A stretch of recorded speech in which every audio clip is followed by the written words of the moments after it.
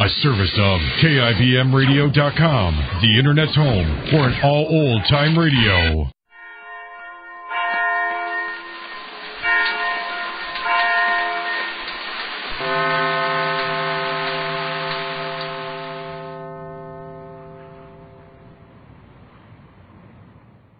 Kroger Tender Ray Beef. No other beef so fresh can be so tender.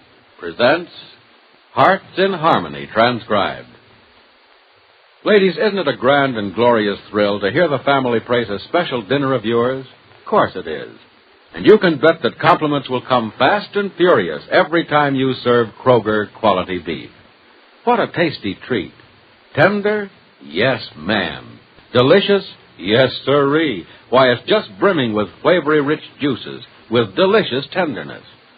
Just think what a wonderful thrill it'll be for you to surprise your family with a thick, juicy steak, or a crusty brown roast of beef. Or perhaps the folks at your house go for savory beef stew, or boiled beef with horseradish. Well, no matter which main dish you choose, you'll find the delightful goodness of Kroger quality beef will please the entire family. Remember, Kroger quality beef is carefully selected from the best beef on the market today. And not only is it the best grade of beef available, it's also priced for real thrift. So be sure to visit your Kroger store soon, the only place you can buy it, and get Kroger quality beef. It's deliciously tasty and tender, and it's available now at your Kroger store. And now, Hearts in Harmony. Freddie Lang has learned that the bank will not grant Paul Williams his loan as long as Freddie is his partner. So Freddie has decided he doesn't care to be Paul's business associate. He didn't take the blow too gracefully, however, and the next morning both Penny and Nora Williams are worried. I'm afraid I should have lied to Freddie, Nora. Oh, crickets, no, Miss Gibbs. A lie wouldn't have helped. Well, the truth may have done harm. I phoned Jed's office just a minute ago, and Freddie still wasn't there. Oh, golly, Miss Gibbs, where do you think he is? I don't know. That's why I'm worried. Do you think he's met with an accident? No, I'm not thinking anything like that. Well, then what are you worried about, Miss Gibbs? Freddie. I know that, but I mean, if you don't think he's been in an accident, why worry about it? Because you don't know him as well as I do, Nora. Freddie's been hurt. He won't admit it, but he's been terribly hurt. And when someone like Freddie is hurt, there's usually trouble. I still don't know what you mean. Well, crickets, maybe I'm just super stupid today, but honestly, I don't. Nora, it's kind of difficult to explain. Freddie isn't exactly an average person. No, I don't mean he's abnormal in any way or anything like that. You mean he's different, Miss Gibbs? Decidedly so. Especially when he's been wronged or thinks he's been wronged. Well, I think the bank did an awfully wrong thing not giving Daddy the money just because of Freddie, don't you? Yes, Nora. Freddie has really been wrong this time. But you see, what I'm afraid of is that Freddie will do something wrong because of it. Oh, I see. Well, what do you think he'll do? I don't know, Nora. He may not do anything for a while, but he'll be making plans. And we won't know anything about it until it happens. And then it'll be too late. Oh, crickets, Miss Gibbs, I don't think Freddie will really do anything wrong. Nora, you don't know him like I do. You don't know what he's capable of doing if he gets back to his old ways. I've always been afraid that someday something had happened to make Freddie become his old self again, and what happened at the bank may just be it. You're afraid Freddie will be bad again? Bad is a mild word for it, Nora. Look, dear, I don't know whether or not it's fair to tell you. I know how much you like him. If it's all the same to you, Miss Gibbs, I'd like to know all about Freddie. Well, crickets, knowing what he was isn't going to change my opinion of what he is. I'm glad you look at it that way, Nora. You're very fair. I have an idea. Freddie couldn't help what he was, could he? No, Nora, he couldn't. You see, something happened to his parents when he was very small. I don't know what, because Freddie never mentions them. Anyway, there was no one to tell Freddie what was right or wrong when he was young. And he began to go around with a gang of older boys who turned out to be thieves. But Freddie didn't steal, did he? I'm afraid he did, Nora. He was old enough then to know it was wrong, I'm sure, but he didn't care, I suppose. And even if he had tried to drop out of the gang, it wouldn't have been allowed. You see, Nora, the only thing that saved him is that he ran away when the police caught his friends. You mean the police are still looking for Freddie? No. Professor Rogers and I took Freddie back to the police and asked them to let him live here in Rossville and start all over again. Oh, well, they let him come here to live, so it couldn't have been too bad, could he? No, Nora, I don't think it's really fair to say that Freddie was ever bad. Just wrong, that's all. And he stopped being wrong, too, when he saw he could do just as well being right. I think Freddie's just super. He's a fine person, Nora, underneath. He's not at all what he pretends to be. You know, he'd like you to think that he's tough and has no feelings, but he has feelings, all right, even more than you or I. And that's why I'm worried about him. Oh, Cricket, if what you think is going to happen really happens, it'll be just awful. It'll be worse than awful, Nora. If Freddie goes back to his old ways because of this, he'll go to jail. Oh, Miss Gibbs, we can't let that happen. There's no stopping Freddie when he has his mind made up, and he may have his mind made up that there's no percentage in doing the right thing if you can't ever live down your past. Oh, Cricket, somebody's just got to tell Freddie that's not the way to feel. Nora, it's not that simple. Look, dear, Freddie is stubborn about some things. If he's determined to get revenge for this, he'll get it, no matter what we say to him. But we just can't let him do anything wrong, Miss Gibbs. We can't let him get into trouble again. He may already be in trouble, Nora. And then our worry will be to get him out of it. Maybe I'm being pessimistic about this. Maybe Freddie's away from Jed's office for a very legitimate reason. You know, he might have gone out to the farm to see your father. I don't think so, Miss Gibbs. And if he did, he'd have been back at his work a long time ago. You see, Daddy went to Wayne City to see about getting a loan up there. Oh, I didn't know that. Mm-hmm. Well, then Freddie certainly isn't at the farm. The only thing that'd keep him there would be work, and I don't think he'd care to work in the dairy now. Why don't you go out to the farm and see? He just might be out there, maybe waiting for Daddy. He doesn't know Daddy isn't in town. No, Nora, I don't think I'd better go chasing him. That might make him even more angry than he is. No, we'll see him at dinner tonight, and it may not be too late to get him straightened out then. Oh, Crickets, I'm going to keep my fingers crossed all day long. So am I. But we won't get much work done that way. You know, Nora, I've been wondering something about the bank's refusal to give your father that loan. I wonder if it's really because of Freddie. Oh, golly, if it weren't, then Freddie wouldn't do anything he'll be sorry for, would he? Oh, do you think maybe there's another reason? No, I think the bank is sincere in feeling that Freddie can't be trusted. I just wonder where the bank got that feeling. I wonder if someone encouraged the bank to feel that way. Oh, Crickets, Miss Gibbs, who'd ever do a thing like that? I don't know, Nora, but stranger things have been done for reasons so strange that it's hard to understand. Very hard to understand.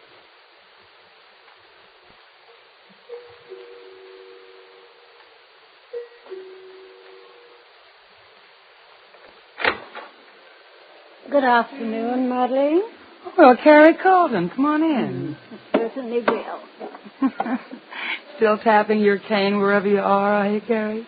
Why don't you throw that old stick away? Because I don't want to throw it away. Because you want sympathy in your old age, you mean. Sympathy. A waste of time. Well, you seem to know how to open a door. Haven't you learned how to close one? Oh, I'm sorry.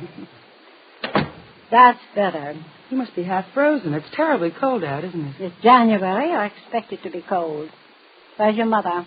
Oh, Mother's in the pantry giving the servants a lecture. That's why I had to answer the door myself. Good for you.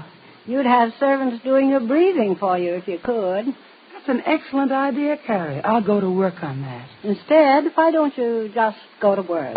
No, thank you, Carrie. Work is for people who don't have the brains to get out of it. Or have so much money they don't need to work. Well, it takes brains to have money, doesn't it? Your father came into his money honestly, Madeline. Well, we'll say it was honestly. You were merely born into yours. Do I have to invite myself to sit down, or will you have forgive me, Carrie. Will you please sit down now? This chair looks comfortable.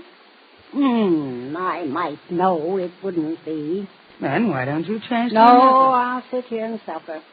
There's not a comfortable chair in this house. Well, aren't you going to ask me if I've had a pleasant trip? Oh, that's right. You were in Florida, weren't you? How was it? Terrible.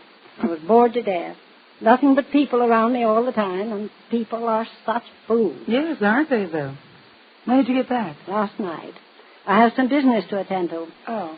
You living in your big house on Laurel Avenue or the small one in town? The big one. I have to have space. I just have to have it. You're all alone and you have to have space. I do. Why, I'd be driven out of my wits in a small house with servants under my feet all the time. In the big house, they can keep out of sight, except when I want them. Oh, it must be very pleasant working for you. I pay my servants well. I hear you have to, Carrie, or they won't work for you. I don't demand anything unreasonable from anyone. No? You should listen to the gossip about you, Carrie. I've heard it. It merely amuses me. What have you been doing to keep yourself occupied? Having parties, I suppose? Oh, a few.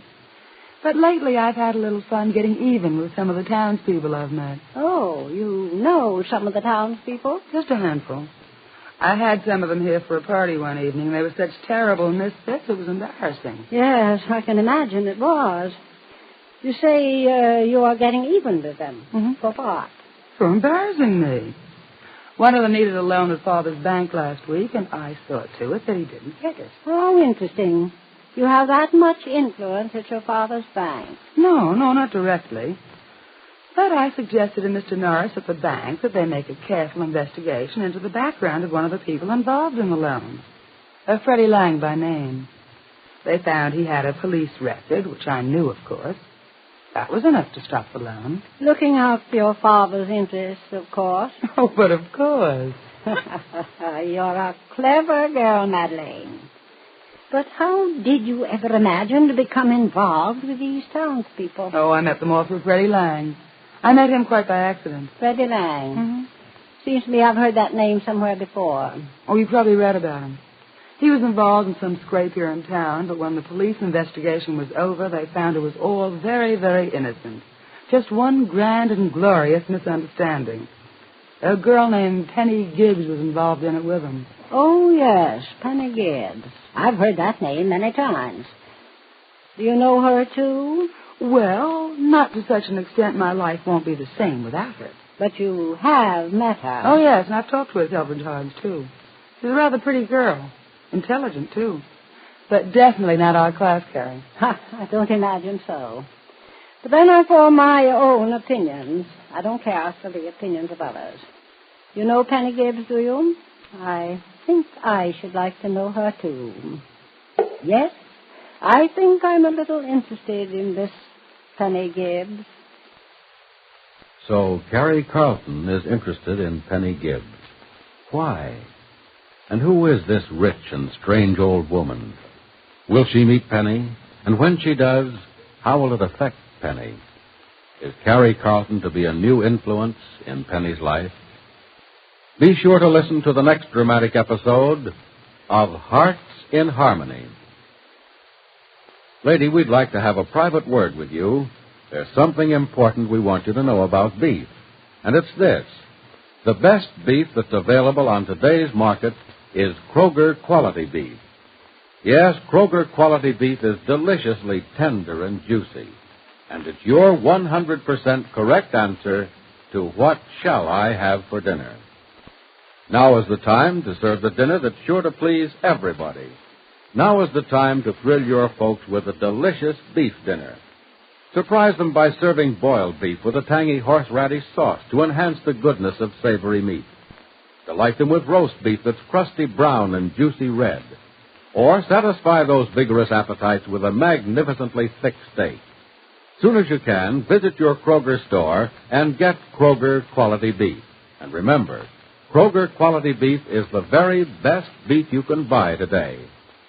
Now your local announcer. In just a moment, X-1. But first, your home will be filled with the voices of top entertainers and fascinating experts in the homemaking field tomorrow when Virginia Graham and Mike Wallace bring you another broadcast of NBC's Weekday. Among the special guests is Rita Gam, Hollywood star and one of Grace Kelly's prospective bridesmaids. And Rita will be joined by a singer whose unique style is well known to his many fans, Johnny Ray. Then from Britain, it's actor Trevor Howard. Meet them all tomorrow when NBC's Weekday brings you another day of fact and fun on this station. Now stay tuned for X-1 on NBC. Countdown for blast off. X-5, 4, 3, 2, X-1, fire.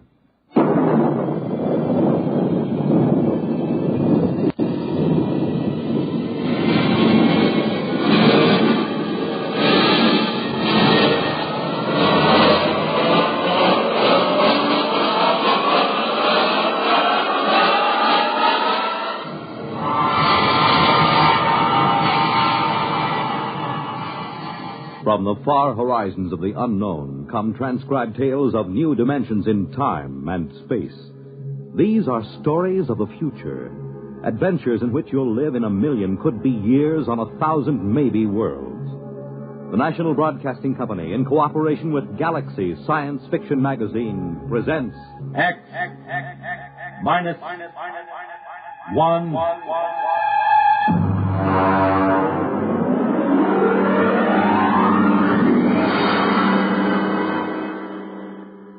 Tonight, a story by Frederick Pohl, Tunnel Under the World.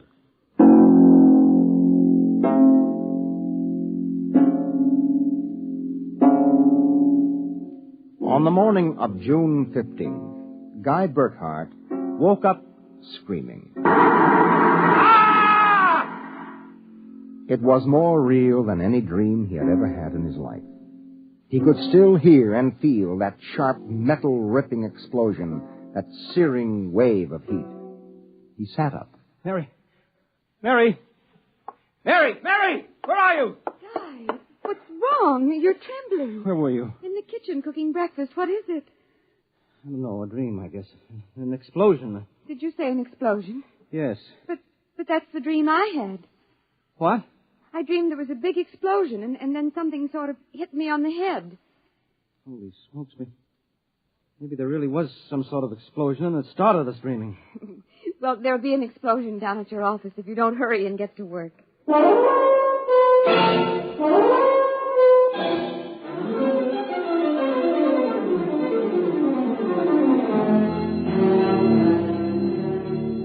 Coming in on the bus, Burkhart watched to see if there was any evidence of an explosion. There wasn't. If anything, the town looked better than ever.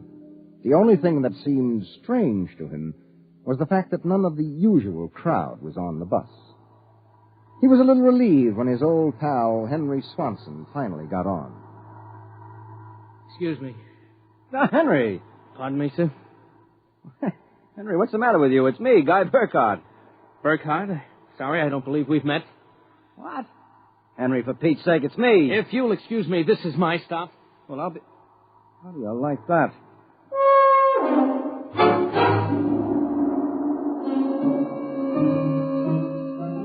Guy Burkhart got off in front of the gigantic Contro Chemical Building, took the elevator to the 98th floor where he had worked in the accounting department for 12 years.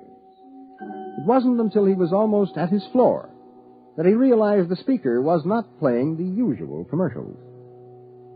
Friends, are you happy with your present home freezer? Of course not. Well, the answer to your problems is a Fecco freezer. Fecco freezers are better freezers. Most wives would do anything for a Fecco freezer. Friends, are you happy with your present home freezer?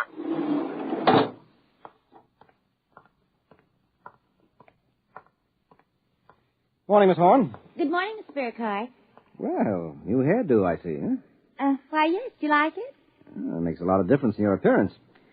Mr. Barth in? No, sir. He had an appointment with Mr. Dorchin of the Human Research Institute. Today?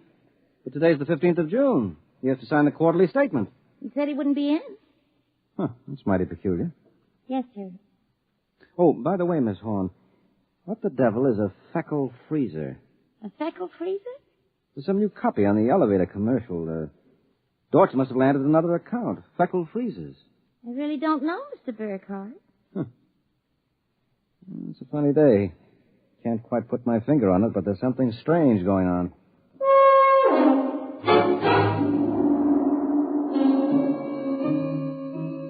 He couldn't shake the thought out of his mind.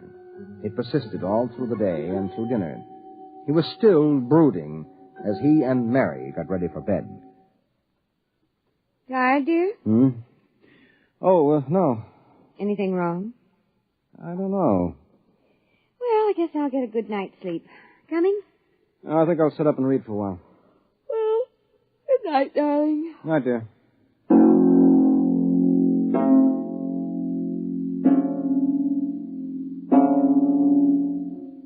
At exactly midnight, Guy Burkhart lapsed into a sudden, deep sleep. And the following morning, he woke up, screaming. Darling, what is it? What's wrong? Oh, nothing. Bad dream, I guess. Oh, you gave me such a shock.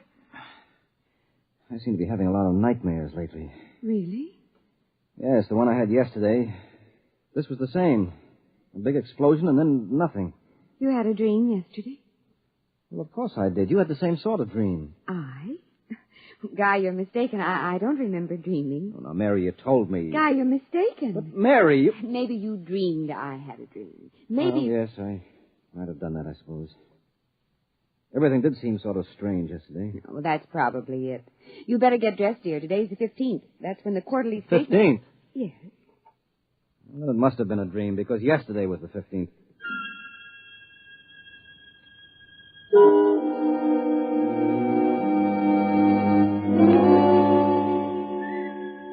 Guy Burkhart got up, dressed, ate breakfast, and took the usual bus to work.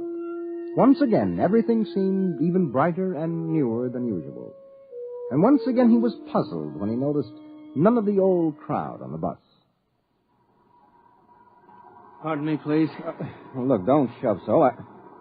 Oh, morning, Henry. Morning. For God's sake, don't talk to me. What is it? You being followed or something? Don't you know? I was sure you remembered. Remembered what? I can't talk. This is my stuff. Will you excuse me, please? Well, Henry, for Pete's sake.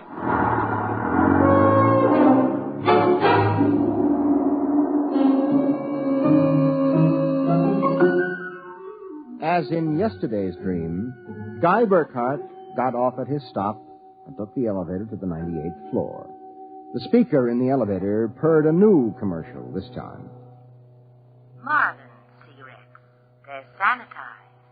Does your present cigarette make your throat feel raspy and unpleasant?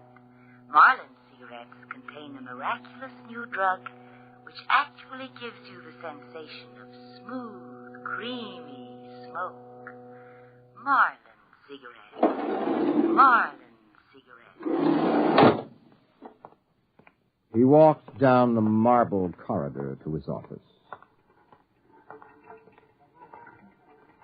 Good morning, Mr. Burkhart. Good morning, Miss Horn. Do you like my new hairdo?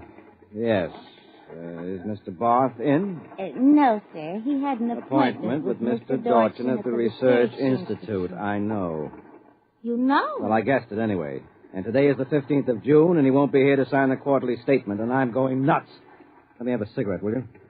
Yes, sir. Try one of these. They're Marlins. I never heard of Marlins before today. What are we, a bunch of guinea pigs? Something wrong, Mr. Burkhart? Wrong? Perish the thought, Miss Horn. Perish the thought.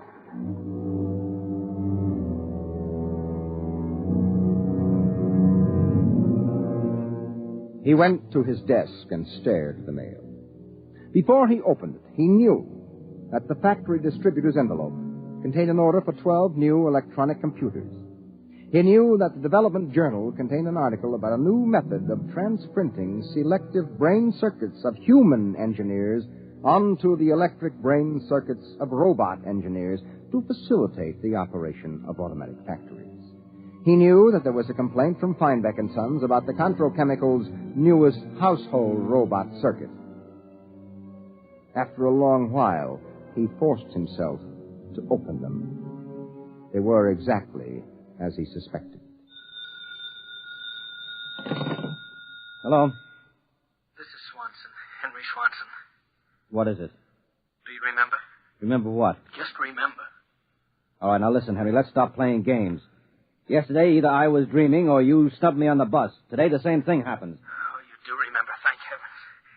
I thought so when I saw you, but I couldn't be sure. Well, what is it you want? Listen, tomorrow morning, when I get off the bus, you get off with me. Be casual. They may be watching. Who may be watching? Swanson! Hello!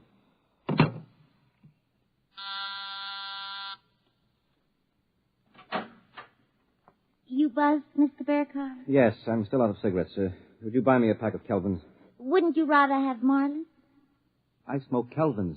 But, Mr. Burkhardt, Marlins have that soft, creamy smoke that's so soothing to your throat. Oh. You really believe that stuff? Well, it's true. I wouldn't say this, Mr. Burkhardt, except that, well, I've gotten to know you pretty well, and I've grown to admire you so much. I see. Would you mind, Mr. Burkhardt, if I told you that for months now I've wanted to, well, just comfort you? I know how troubled you've been. Well, you've never mentioned your feelings before, Miss Horn. April. My first name's April. Well, that's a pretty name. You see, I do have your welfare at heart. That's why when I see you smoking Kelvins and I know Marlins are so much better, won't you let me buy some of them for you, huh? Well, I suppose so. Why not? Here, bring me a carton. Oh, thank you, Mr. Burkhardt. Guy? I think you ought to go. I'll be back.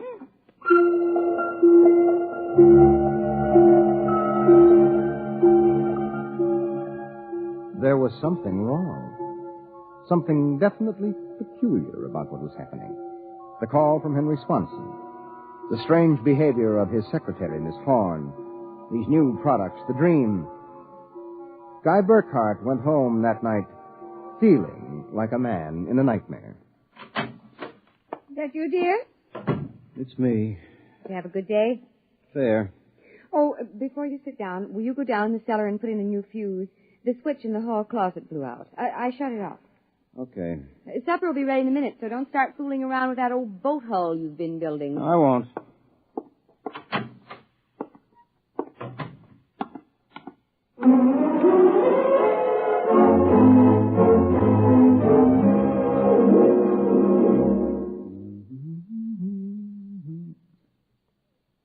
Mary! Mary! What is it? Come down here. Hurry up. Well, what is it? I don't know. I'm not sure. I was looking for a fuse, and I thought maybe I'd dropped one under the boathouse, so I scratched around. Look. Let me put the flashlight on it. Well? Look at the floor. What about the floor? It's supposed to be cement. Well? Well, it's copper. There's a thin layer of cement, but underneath it's metal. Look here. Underneath the concrete, more metal. And here on the wall. You see? Metal. Metal under the floor, behind the walls, every place. Well, I don't really understand. Mary, I know this sounds crazy, but somebody, for reasons I can't even begin to guess, has taken this house and replaced it with a clever imitation. Guy. Mary, I'm going to look around a little more. Well, your dinner will be ready. All right, save it for me. There are a couple of things I've got to figure out.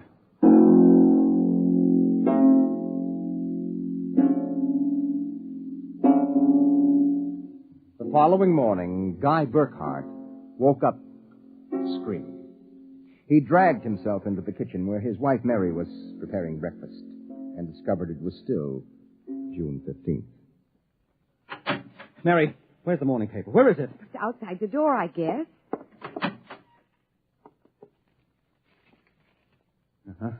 June 15th. You'd better hurry, dear. Today's the day Mr. Barth fills out the quarterly tax return. Oh, no, it isn't. What? He won't be there. He'll be at a meeting with that crackpot Dorchin at the Human Research Institute. Mr. Dorchin? He'll be there. And Miss Horn will have a new hairdo, and the elevator will be selling some new product, and Swanson... What about Swanson? Swanson, he said... I wonder if it's going to be the same today, or whether... Guy, what in the world are you talking about? Huh? Nothing. Never mind. Where's my coat? You haven't had any breakfast. I don't want to miss my bus. I'll see you tonight. Guy Burkhardt got on his bus. There were the same unfamiliar faces, the same unusually new-looking buildings, the same unusually bright sunshine.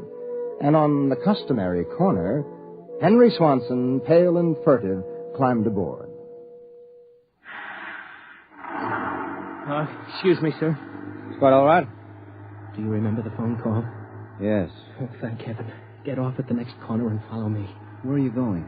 There's an excavation for a building about a block down. Make sure you aren't followed. I'll go first.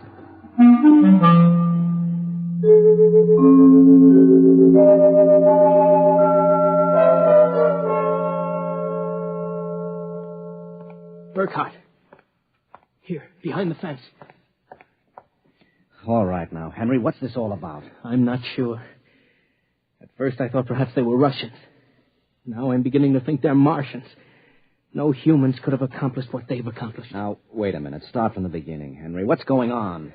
Look, Burkhart, peculiar things have been happening to you, right? Yes? A lot of your friends are missing. Your house seems changed. Yeah. There's something stranger than that. The date. Today is June 15th. Yet I could swear yesterday was June 15th and the day before that. You got it, friend. It's always June 15th. And you and I are the only ones who know it. But why, Henry? How?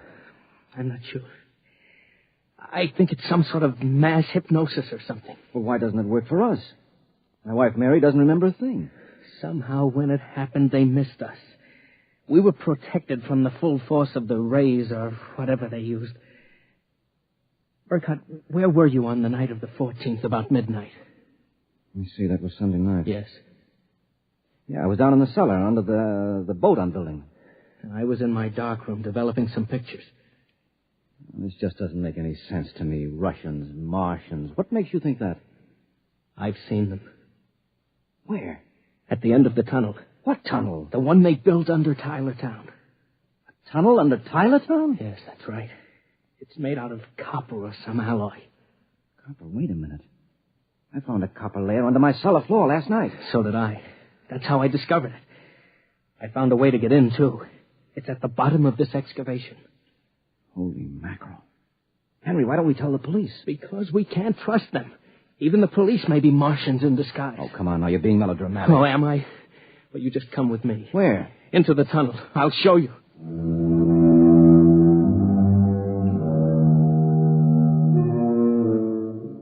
Henry Swanson led Guy Burkhart to a small hole in the side of the excavation. There he removed a cut-out piece of metallic substance, and they crawled into a dimly lighted tunnel.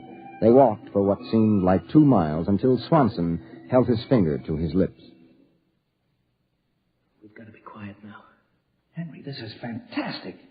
They've got a tunnel right under the whole town. Oh, you haven't seen anything yet. There's a room a little farther down. We'll be able to look through a glass in the door. Is it safe? It's perfectly safe, unless one of them comes along. Now, come on. Okay. Here. Now, Burkhart, look through this glass. Now, just so I know I'm not completely insane, tell me what you see. Good Lord. Well? A tremendous panel with dozens of telescreens. And in front of each a servo robot. They seem to be computing something. Yes, I've watched them. They're evaluating data from the screens. Have you gotten a chance to look at the data on those screens? No. I've been afraid to go in. There might be a warning circuit somewhere. Well, if we knew what those robots were working on, we could go to the authorities. I'll risk it if you will. All right, it's worth a chance. We're lost anyway. Okay. Open the door.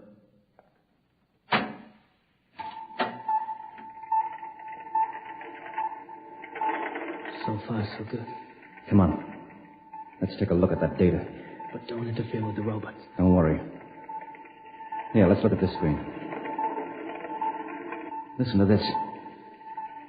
Tests in the 47K12 group with Marlin cigarettes pulled 80% using the soft feminine approach. Indications are that an extension of this approach would influence at least 70% nationwide. The direct elevator pitch pulled only 10%. This should be abandoned and a new series of high persuasion personal elements introduced. Henry, do you know what this means?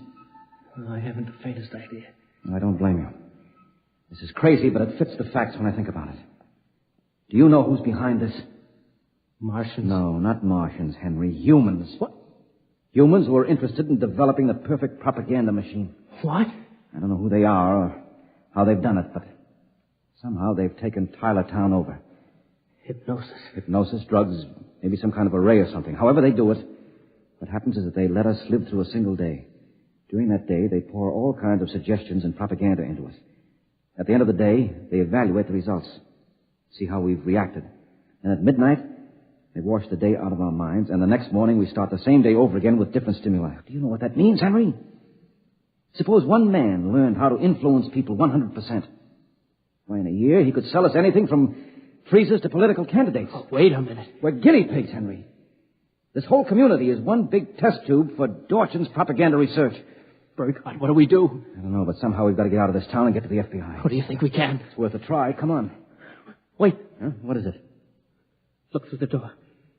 There's somebody coming down the tunnel. You've got to hide. Behind the circuit box. Wait. Good Lord, it's Dorchin, the head of the Research Institute. Quiet.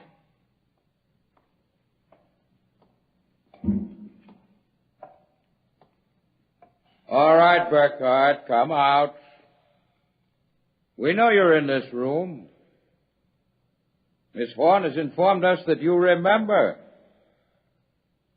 I must warn you that it's useless to buck us. Come out peacefully. Let our maintenance crew adjust you properly so you don't remember from one experiment to the next.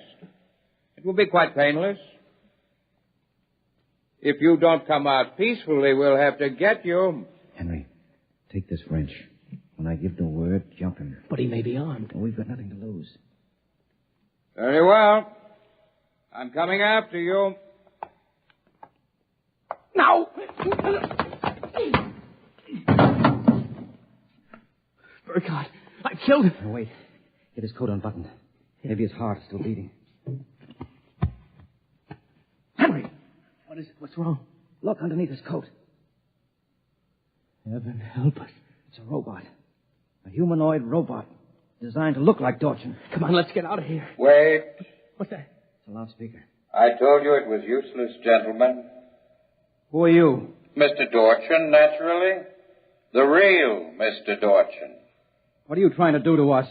Merely trying to prevent you from damaging my experiment, gentlemen. You can't get away with this, Dorchin. Sooner or later, somebody, the FBI or somebody, is going to get wind of this madness. Really, Burkhardt, you're quite naive. Now, why not be reasonable and let the maintenance crews adjust you?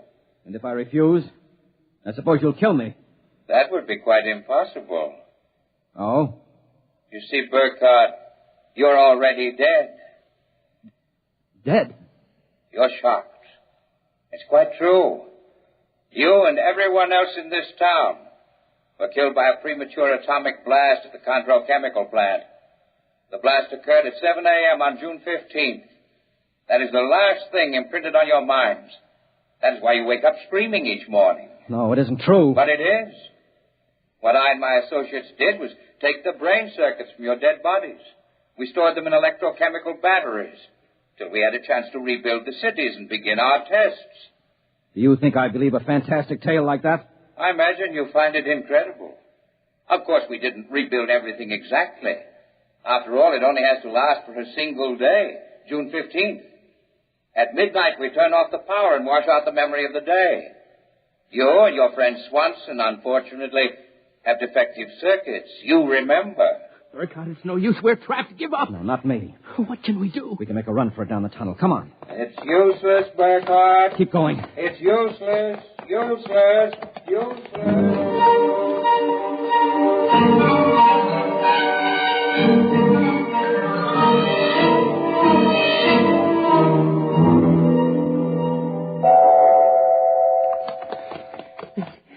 Now, this door is open. It opens. Oh, no. No, I don't believe it. Swanson, look.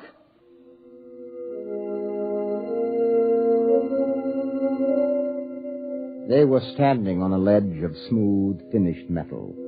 At their feet, The ledge dropped away into a chasm so deep they could not see the bottom. Beyond was only a glare so bright that their eyes could not stand to look into it. And yet, just at the limit of their vision, something towered. Something so huge it was almost inconceivable. Something. Burkhardt? Yes? This is Dorchin. Now do you understand why it's useless? The great looming figure moved closer. It seemed to take shape now, and yet it was so gigantic as to be unbelievable. It came closer. The glare was partially blocked.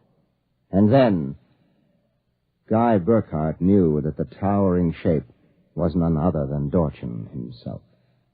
You see how I did it, Burkhardt? I took your brain circuits and had them reduced so they could be transferred to tiny humanoid mannequins. That's what you are, Burkhardt. A tiny miniature of yourself. And this city, this whole experiment I'm conducting, is built on a tabletop.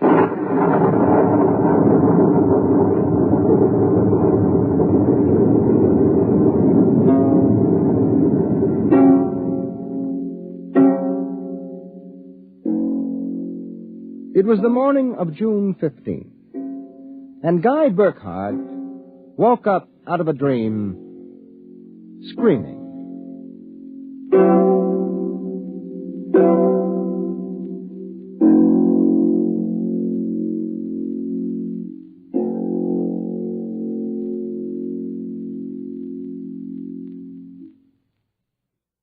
You have just heard X-1, presented by the National Broadcasting Company in cooperation with Galaxy Science Fiction Magazine, which this month features another story by tonight's author, Frederick Pohl. It's the second installment of his novel, Slave Ship. Your announcer, Fred Collins. X-1 was directed by Daniel Sutter and is an NBC Radio Network production.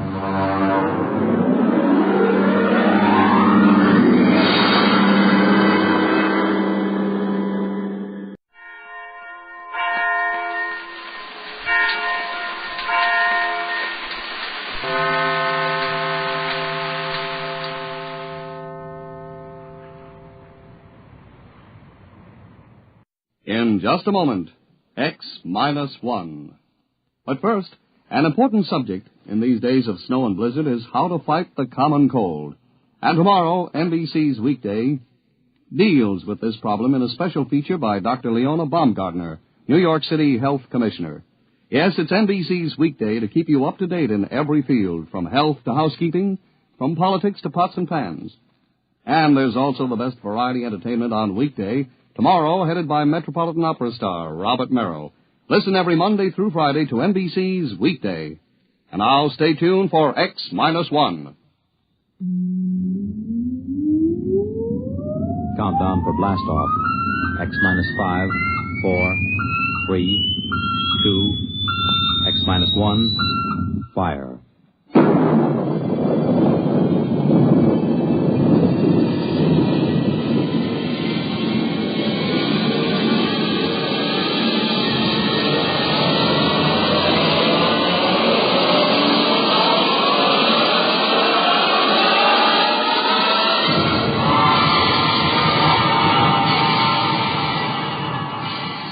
From the far horizons of the unknown come transcribed tales of new dimensions in time and space.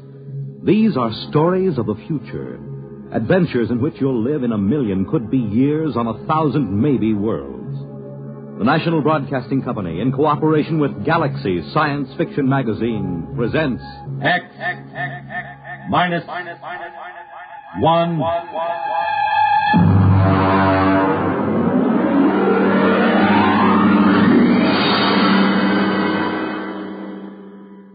Tonight's story, $1,000 a Plate by Jack McKenty.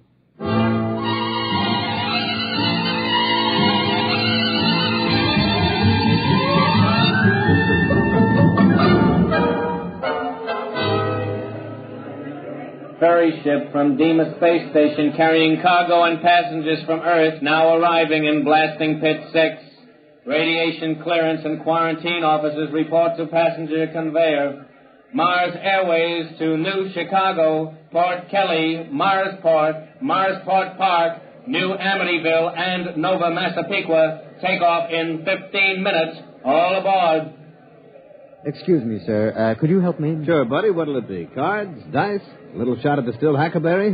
No, I just wondered if you could direct me. Brother, you came to the right man. I can direct you anywhere you want to go. That's what I'm here for. You just get off the ferry? Yes, I came on the Phobos Queen. Yeah. You know you can spot them in my business. All right, what'll it be now? Well, I want to know how I can get to the observatory. The what? The Mars Observatory.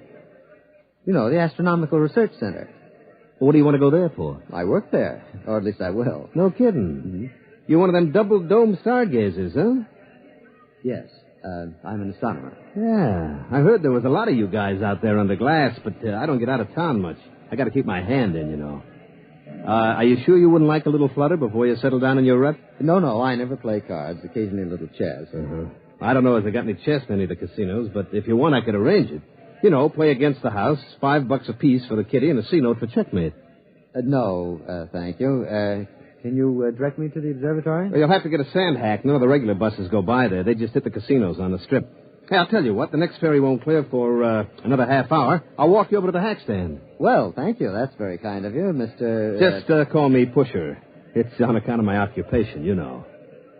Oh, I see. I'm Enright C. Bensinger, Dr. Bensinger. Well, it's a pleasure, Doc. Right this way. Well, this isn't exactly what I expected. Your first trip to Mars, huh? Yes, it is. Well, you'll get used to it.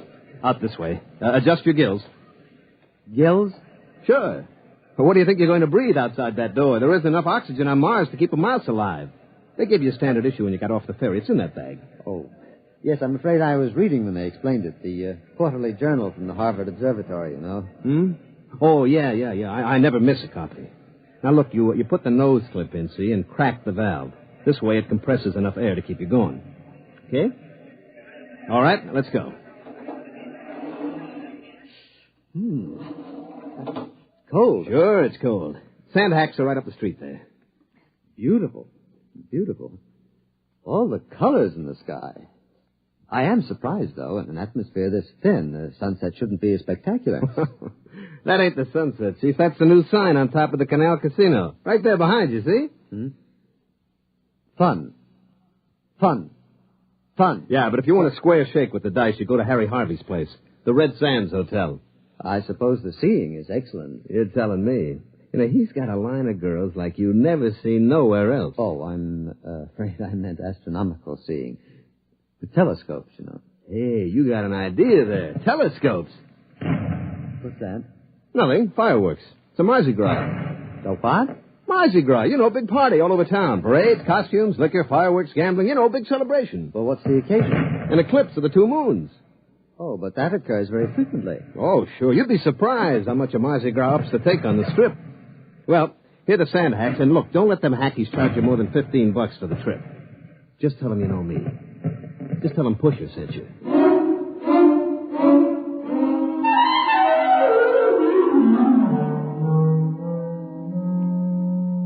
Gentlemen, I want you all to meet Dr. Bensinger, our new colleague. These are Drs. Fitz, Spiegel, Ortney, and Klein. I'm sorry to introduce you to our team at such a critical moment, but our situation is rather desperate. I'm afraid I don't understand. Spiegel, show Dr. Bensinger your plate. Here, just look at this. Just look. It took me 8 weeks working with the computer to plot this plate, and look. It seems fogged. These streaks, I don't believe I've ever seen them on an astronomical photograph before. What are they? Skyrockets, that's what they are. Skyrockets. Morton, I tell you that they fired them in our direction on purpose. All right. Calm down, Spiegel. Calm down? Do you realize that it will be 12 years before this particular conjunction can be photographed again? Morton, you've got to do something. Couldn't you write a little note to the Chamber of Commerce and ask them to eliminate the fireworks? We've written a note every time a small boy lets off a Roman candle, and it was no use. I tell you, they fire them this way on purpose. I'm afraid that's true. The other directions around town are either oil refineries or homes of the casino owners. I don't suppose there's any chance of moving the observatory then out into the desert. My dear Dr. Bensinger, We'd have to bring in crews to tear it down, other crews to move it and set it up, not to mention breakage and replacement, which would involve more freight from Earth at $7.97 per pound, dead weight. As it is, the immense costs add up to a staggering total.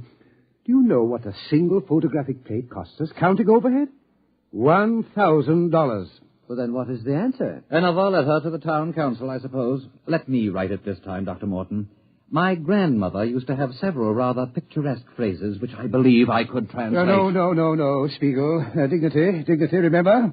We are an adjunct of Harvard University. Dr. Spiegel, I shall ask you and Dr. Benziger to accompany me in person to the town council. Surely they cannot turn down a rational request in the interest of science.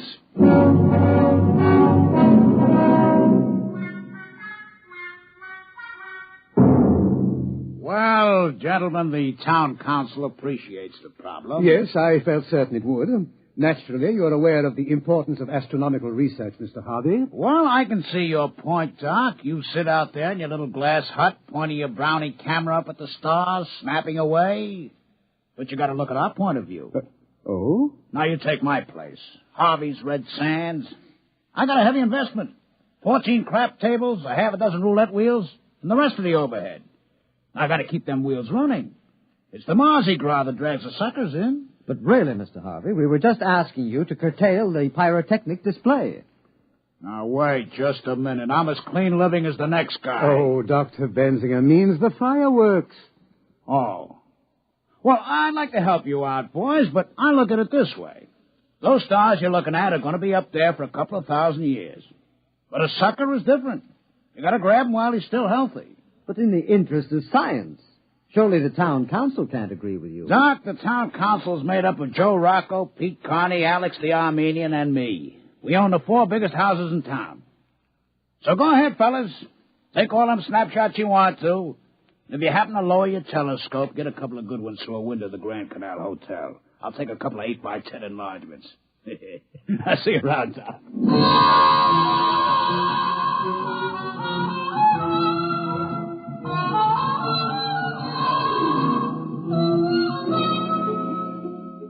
Well, I'm afraid the town council was no help. They just remain insensible to reason. Well, I'm afraid the only thing those gentlemen understand is money. My dear Dr. Benziger, the smallest bet allowed in Mr. Harvey's establishment is approximately the same as your monthly salary.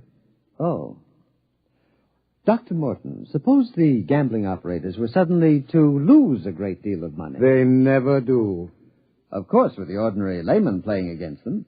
But suppose the best scientific brains were to concentrate on a simple matter like the probabilities of a given roulette wheel, or the combinations and permutations applicable to a game of poker. We could put the main computer on it. Doctor, are you seriously suggesting... Well, I think he's got a point. If we could give those casinos a shellacking, they might stop the fireworks just to get rid of us.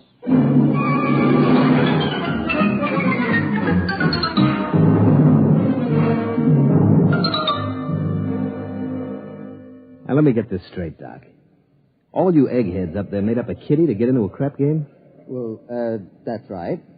I thought you might direct me to the largest establishment, Mr. Harvey's place, I believe. Now, look, Doc, come over here. Mm-hmm. No, over here in the corner. Now, look, I'm a pusher. See, my job is to take these tourists by the lapel and shove them in front of a dice table quick before they spend any of their letters foolishly on food and lodging. But these rubes, they come here expecting to get took. They don't miss it, you understand? It's all part of a good time. But you guys out there running your Harvard peekaboo racket, you're different. Now, what do you want to get mixed up in this for? You take your peanuts home and shove it in a piggy bank. Save up and buy yourself a new telescope or something. I appreciate your solicitude, Mr. Pusher, but I'm quite determined. Which way is Mr. Harvey's place? Well, if you've made up your mind, the bus leaves from right over there in about 15 minutes. Get a round-trip ticket, because Mr. Harvey don't want no suckers stuck without they got car fare away from his place. I shouldn't worry about that. Frankly, I expect to leave Mr. Harvey flat broke. I'll see you just before dawn.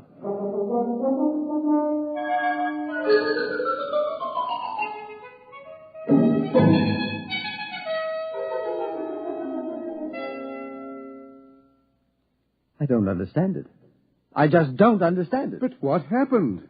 Luckily, a certain Mr. Pusher was generous enough to lend me $15 for a sand hack. Otherwise, I would have had to walk. Well, that was rather decent of him. Well, not exactly. He said he gets a percentage when he pulls in a ripe chump. You mean it's all gone? Every dollar. I just can't understand it. I kept careful notes. I followed the formula that was worked out by the computer. I calculated the odds by slide rule, carrying them to the 4th and 5th decimal place. I just can't understand it. Mr. Pusher said that I had a frigid digit. A what? A cold finger. I gather that's the opposite of a hot hand. But according to the games theory as outlined in the last International Congress of Theoretical Mathematics... Unfortunately, at the last Mathematical Congress, they weren't trying to make a 4 the hard way. There they go again, skyrockets. I was hoping to get at least 3 plates in before they started. And the crushing blow occurred when Mr. Pusher offered to sell me my horoscope. No. Yes. Oh. He said anyone was a fool to get into a dice game if the stars weren't right. Now, there's an example of what we're up against. Medieval superstition existing side by side with hydrozyme rockets and nuclear space drives. Shocking! I'm not so sure.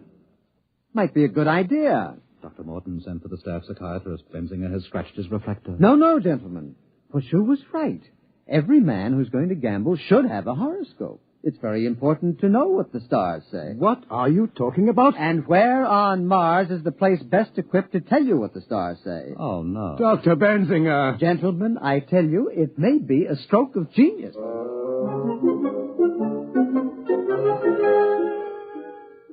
Hello? Is this the advertising office? This is Dr. Benzinger. I should like to place an ad. No, there will be no pretty girl. Just this. Free.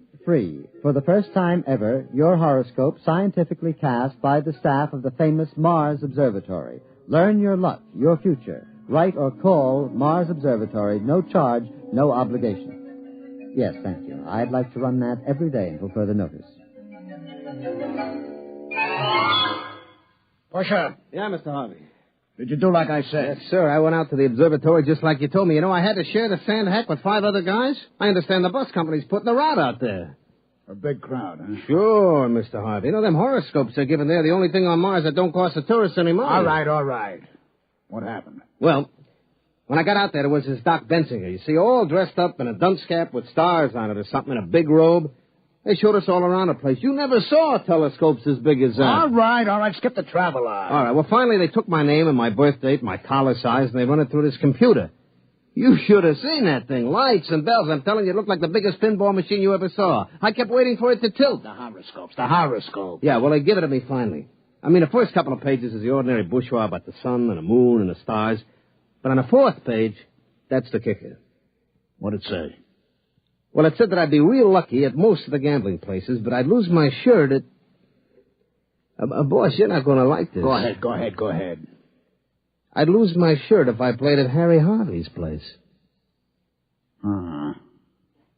Pretty shrewd.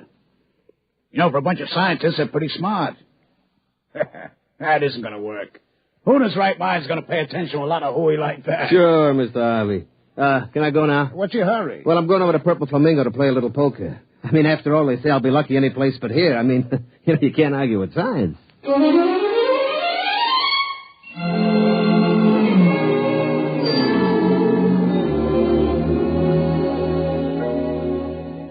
Gentlemen, I think we're on our way.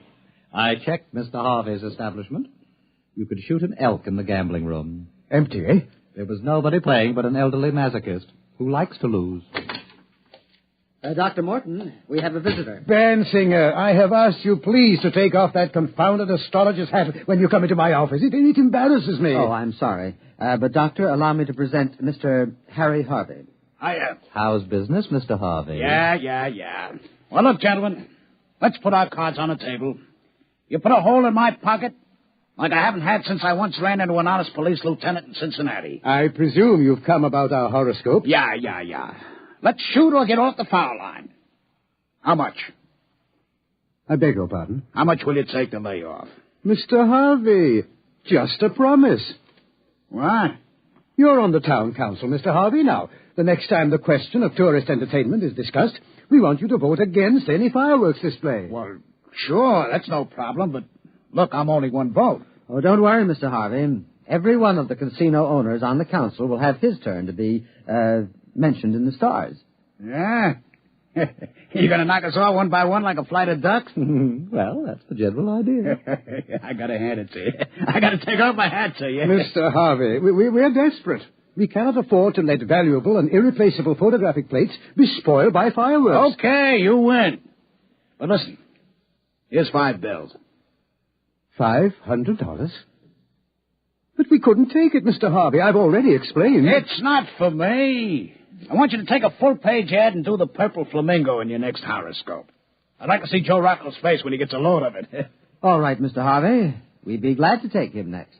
Oh, and one more thing before I go. Can I look through the telescope? I never looked through one before.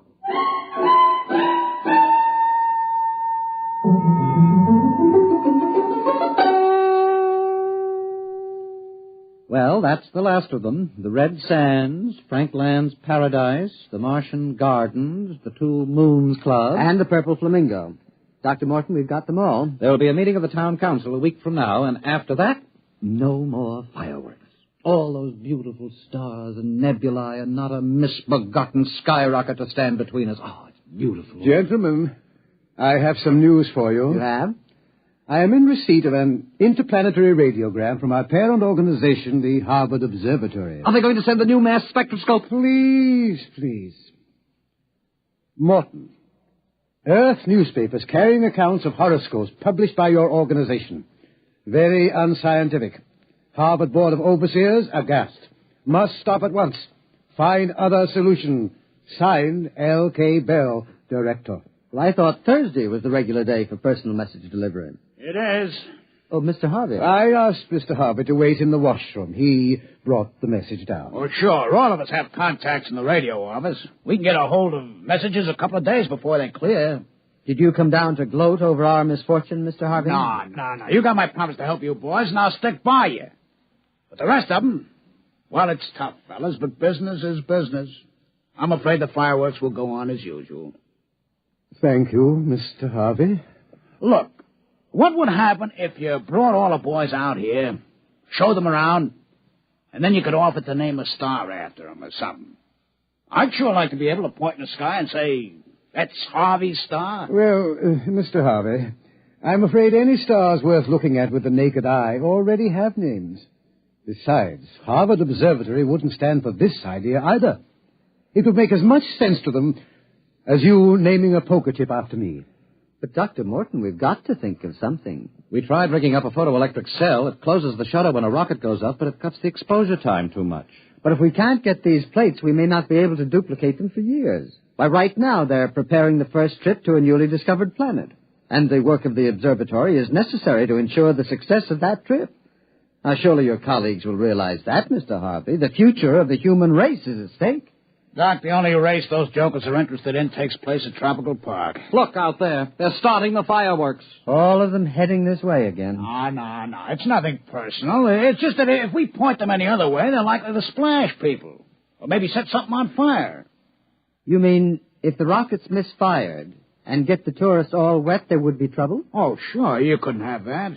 A guy with wet pants ain't going to stand around no crap table for hours. Mr. Harvey, do you really want to help us? Well, sure. I promised, didn't I? Dr. Spiegel, do you think the research library would have any material on pyrotechnics? Bensinger, what do you have in mind? Well, Dr. Morton, I was thinking of fighting fire with fireworks.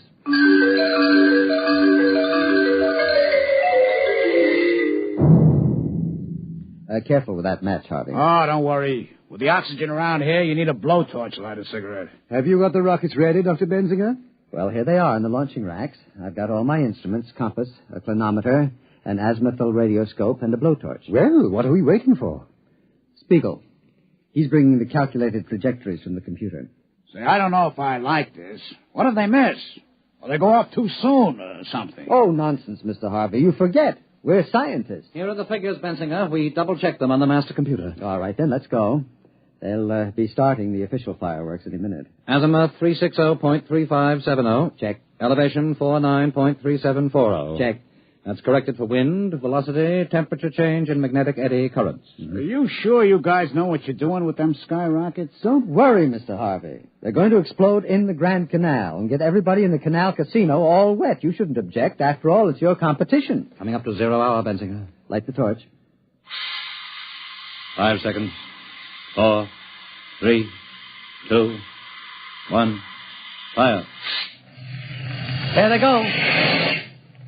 Oh, interesting effect. Purple color. Oh, do you like it? Yes. That was my idea. Radioactive fluorides. They're up over the town now.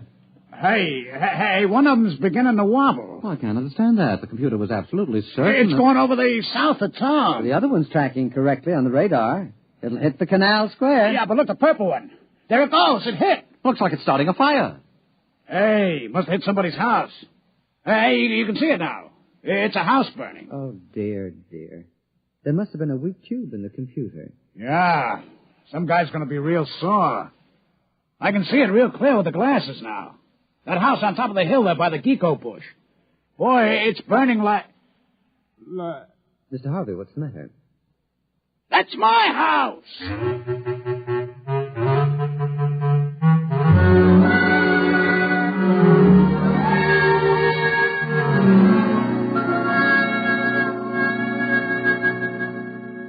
Dr. Benzinger, I've called you in to read a letter that I've written to Mr. Harvey. Oh, do you know his address? I believe he's staying at his gambling establishment. His house was a total loss. Yes, well, yes. This has been a very difficult letter for me to write. I believe the letter is academic, Dr. Morton. Mr. Harvey is outside. Oh, he is? With 2 very large gentlemen with bulging pockets. Oh, dear. I don't know what to say. Well, Mr. Harvey, what a surprise. You 2 apes wait outside. Now, Dr. Morton, about those fireworks. I want you to know I believe in direct action. I don't like fiddling around. Well, of course not. Like the time I had some trouble with a bottom dealer from Luna City. I didn't fool around. I sent him back to the moon in a cargo rocket. With no air. How interesting. Now, about your problem. I assure you, we apologize. Apologize? That's great. I just remembered I left a few plates in the bar. I don't go away, Doctor. You're in on this, too. No, there wouldn't be room. Not for 2 of us. What are you talking about? Well, in a cargo rocket, especially without air. What? I'm trying to tell you.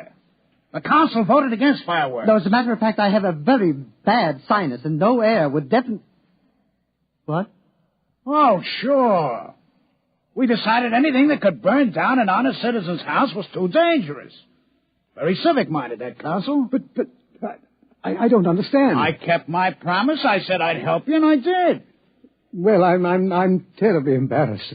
We were trying to get a collection among the staff to help you pay for your loss, but I'm afraid the total assets of the observatory wouldn't reconstruct your garage. Yeah. But we held a staff meeting, and we decided on a more permanent kind of remembrance.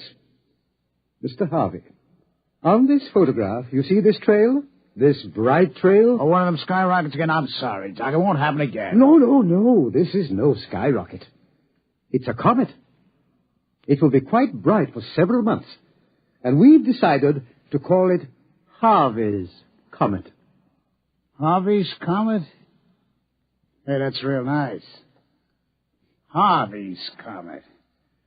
Hey, Doc, you put me on top of the world. Them boys at the Canal Casino boasting about their new sign. But me, I got a comet. Harvey's Comet. Why, every sucker on Mars will see it every night. It's the best advertisement since they wrote 7 down across the face of the moon. Well, I'm glad that you're pleased. Well, as a matter of fact, Doc, I kind of heard about it in advance of one of your boys. You named the comet after me? Okay. I brought something for you. Here. What is it? A poker chip from my place. Go ahead, read it. Harvey's Club. Dr. Morton's poker chip. 5,000. That's dollars, Doc. Don't spend it all in one place.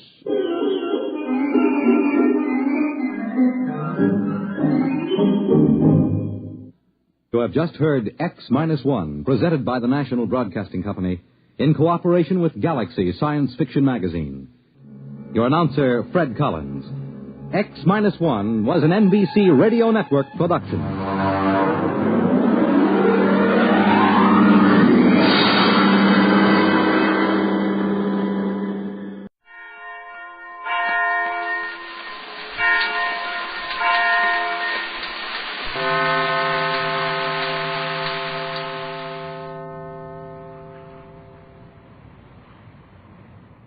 The Magic Island has become a place of dread terror and weird scientific happenings.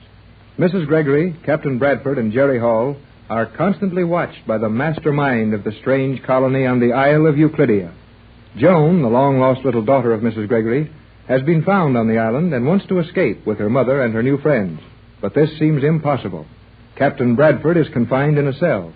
And as Jerry talks to him through the solid, yet translucent wall, the captain chokes, seizes his throat, and falls. Captain Bradford! Tex! What happened to you? Oh, gee, I got to do... Joan told me not to touch this wall. It's charged with electricity. But I've got to do something for Tex. That crazy old scientist G47 has done this. I'll find him. Help! Somebody! G47! Joan! Mrs. Gregory! Help! Mrs. Gregory! Help! Here I am, Jerry. What's the matter? Come here quickly, Mrs. Gregory. Hurry! What's happened, Jerry? You look badly shaken up. Captain Bradford. Tex, in the cell. Something choked him. Oh. He choked and fell down. Where is he now? Right here, in this cell. We've got to do something for him. Don't touch that wall. It's charged. I didn't go in there, but here comes C-47 now. He'll know what to do. Did he do this to Tex? I think so. Tex and I were talking about... What is all the screaming about, you young fool? What is going on here? You know what's going on. What have you done to Captain Bradford? I have done nothing to him. I have ways of knowing what is going on in the cells. I heard this young fool and the captain plotting against me. But what did you do to the captain? I did nothing to him. You did, too. He was talking to me, then he started to choke. He grabbed his throat and fell over. So? There is something wrong here. Come with me. We'll have a look in this cell.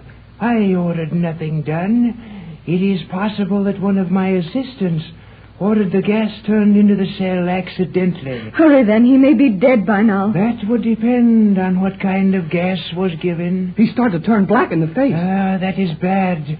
We must hurry. You may come in also. Look out. Don't touch that wall. Have no fear. When you ran screaming from the cell, I had the current turned off. We will enter. Oh, Tex. Tex, what's happened to you, Tex? Keep your face away from his, madame. If it is the lethal gas, one breath of it from his respiratory organs in their natural constriction and you would be... Oh, no. He breathes. Strange. What could have happened? Well, let's do something. Yes, anything, only hurry. Well, something is amiss here. I have never had an accident like this. You, young man. Yes? Do you know artificial respiration? Sure I do. Administer it at once. I have cut all communication to this cell. I must return to my quarters to establish contact with the laboratory again. I will have aid here in less than 90 seconds. Work fast, Jerry. I know how to do it. Let me help. Quiet, both Why of you. didn't Tex you? Quiet, I said. We have just about a minute. He said all communication was cut off from this cell, so no one will overhear us. I'm all right. Just faked this so Jerry would run out yelling and give us this chance. You sure scared me. All right, hurry. You have a plan, Tex. What is it? We'll never get this chance again, so listen closely. At all other times, they can see and hear all we do, no matter where we are on the island or on the yacht. But they must have something to protect themselves against the very thing they have developed. I don't see... I do. They figure someone else might be smart enough to invent rays and beams and all that, and they have something that will stop all those things. Exactly, son. Now, here's the plan. We'll find out what that material is. It's either cloth, wood, or metal which shields out all rays and cannot be dissolved by gases or light rays. And sound and visibility will not penetrate it. We'll get our hands on some of that stuff. Pick an excuse to spend our time on the yacht, smuggle that material aboard, and use it to shield our radio while we signal the world, or escape from here. Now, you got all that? Every word of it. And I'll get G47 to take me on a tour of all the machines and laboratories and find out what it is. I'll work too, Tex. Maybe Joan will know. Quiet. I think I felt a vibration through these walls. Work on me, quick. Gee, Mrs. Gregory, he's breathing all right, but he doesn't seem to wake up very fast. Oh, Jerry, what can we do? Why doesn't help come? Ah, there is no need to worry, madame. And you, Hall, you may cease trying to tear the captain's arms out by the roots. What's it all about? We can't wake him. Do something for him. If he dies, I'll get you for this G-47. Your threats are foolish, and you know it. You cannot harm me. Never mind that. What happened to Tex? One of my assistants in the laboratory R3 was working with a new 800-second paralyzing ray. A beam of it must have escaped and cut through this cell. Then Captain Bradford will be all right? You mean he'll come out of it just like Joan and I did? Yes, he will. If it was the 800-second ray, he should be over the effects of it in just 20 seconds. As I figure it from the time you screamed. Did you time it exactly when I screamed? Naturally. Our disturbance indicator records every slight shock, even of a voice. Records it to the fraction of a second. And all our personal chronometers are synchronized with that. Golly, what a place this is. A wristwatch is a personal chronometer. One thing is exactly the same here as in your world. I'd like to know what it is. A talkative young fool. What are you two arguing about now? Oh, Tex, what's happened to you? Oh, we were scared. I saw you start to choke and fall. Jerry ran for me. Then we got G-47. He says it was an accident. I don't like your accidents, Chief. It was entirely an accident. Nothing will happen to you. Nothing of a serious nature. So long as you remain quiet and do not attempt to escape. Oh, but this is most irregular. That's irregular enough for me, all right. I'm not in the habit of choking myself to sleep. Ah, that is the irregularity I refer to. You, Jerry Hall, when the 60-second ray was turned on you, you did not choke, did you? Why, no. Ouch! Oh, sorry I kicked you, kid. Guess I'm a little clumsy from my nap. Answer the question, Jerry. G-47 is trying to find out something about what happened to Captain Bradford. And answer it carefully. Yeah, very good, madame. I see you are learning the necessity for accuracy in our work. Well, if there's liable to be any more accidents like this, I think we should all help to clear it up. Very good. Well, Hall, answer my question. Did you feel a choking sensation from the ray? I guess I did. I don't know. I did a little, but it happened so quickly. Well, I didn't have time to try and move like Captain Bradford did. Oh, yes. I think that will be it. You were directly in the path of the ray when I used it on you. But this was a stray beam that escaped from the laboratory. And it must have struck Captain Bradford at a tangent. Then as he fell, he got the full force of the center of the beam. Well, whatever it was, I've had about enough of it. Shall we go to the yacht now and make ourselves comfortable? You know we haven't any quarters ashore yet. I was going to suggest that you make your home on the yacht for the time. Some of my assistants have been busy there. You will be observed just as if on the island. And I think you know now what that means. It means that you can see and hear all we do when you want to. And it would be foolish to try to escape. Exactly. I may build you permanent quarters on the island tomorrow.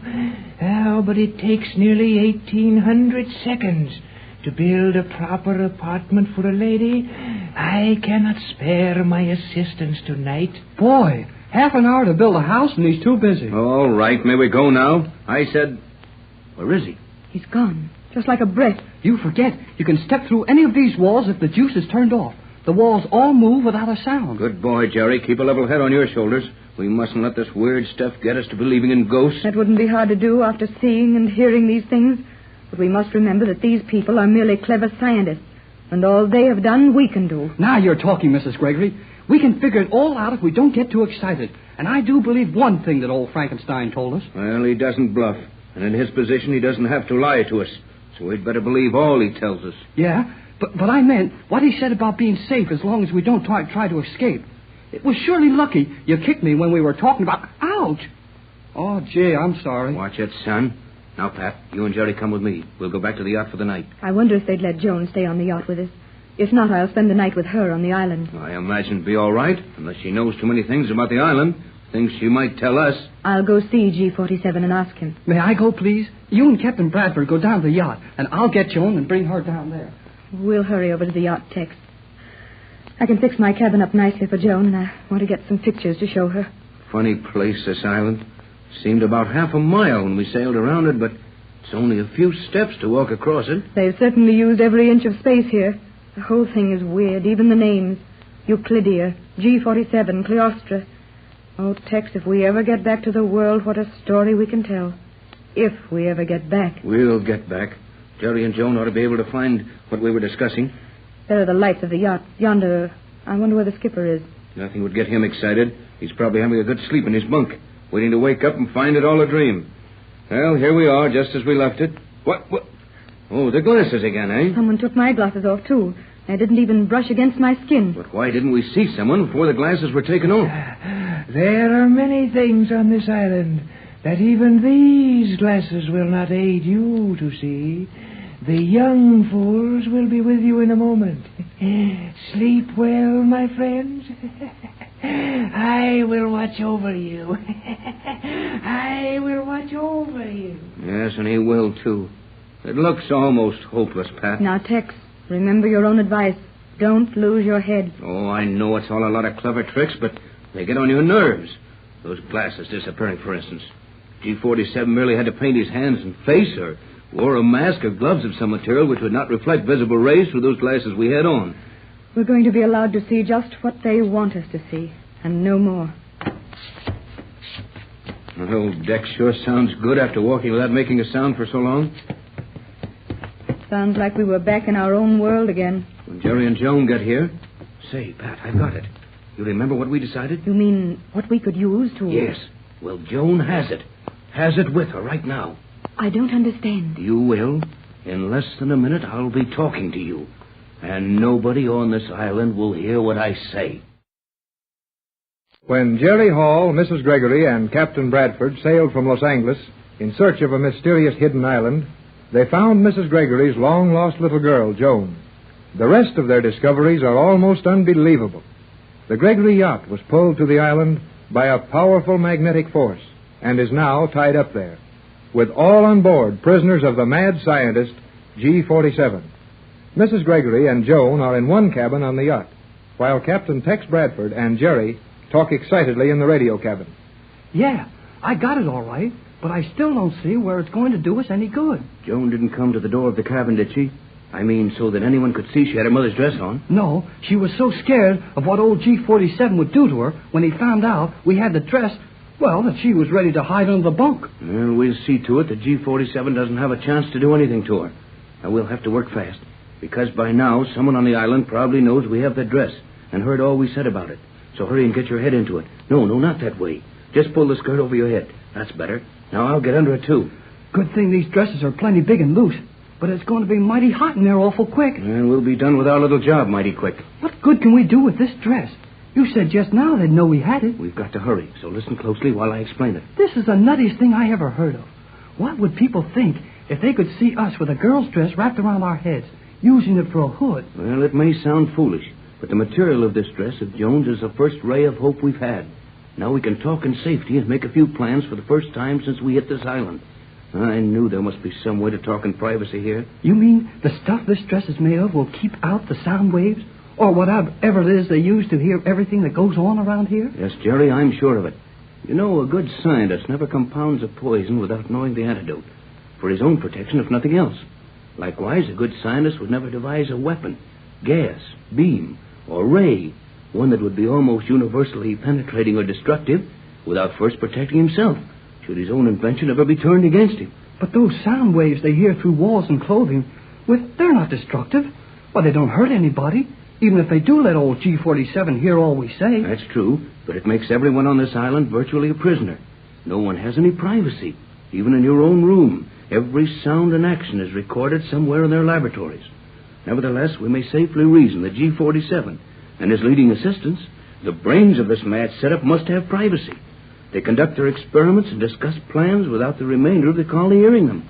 They must. But how do you figure the cloth this dress is made of is the stuff they do it? Every suit and dress on the islands, every bit of cloth I've seen here is the same stuff. But G47 put Joan to sleep with that harmless ray just as easy as he did me. And her dress is made of that stuff. Yes, but if you had been awake to see her get the ray, you would probably have seen him point at her head or hands.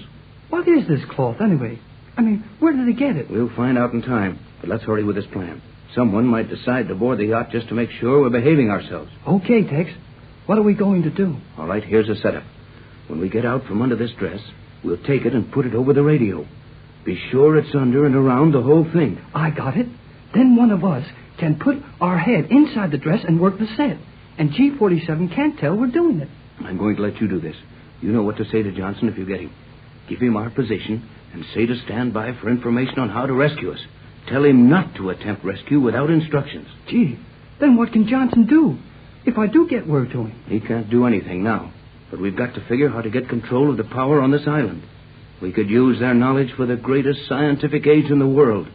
But I feel sure that their intentions are not to aid the world, but to destroy it. Oh, golly. Let's get going. Now operate the set on the usual wavelength, and I'll set the directional beam reflector due north. We're outside of the listening post around the inner circle of the island, and this beam won't make the slightest disturbance anywhere except due north. The set is all warmed up now. All ready now? All ready, son. Now we'll just slip out from under this thing and cover the set with it. Then I'll go out on deck and stroll near this cabin door in case everyone gets curious. Go to it, and don't talk to me again. Don't say anything until you're covered up with that set. Inside this dress now. Then send the message. Now, out we go.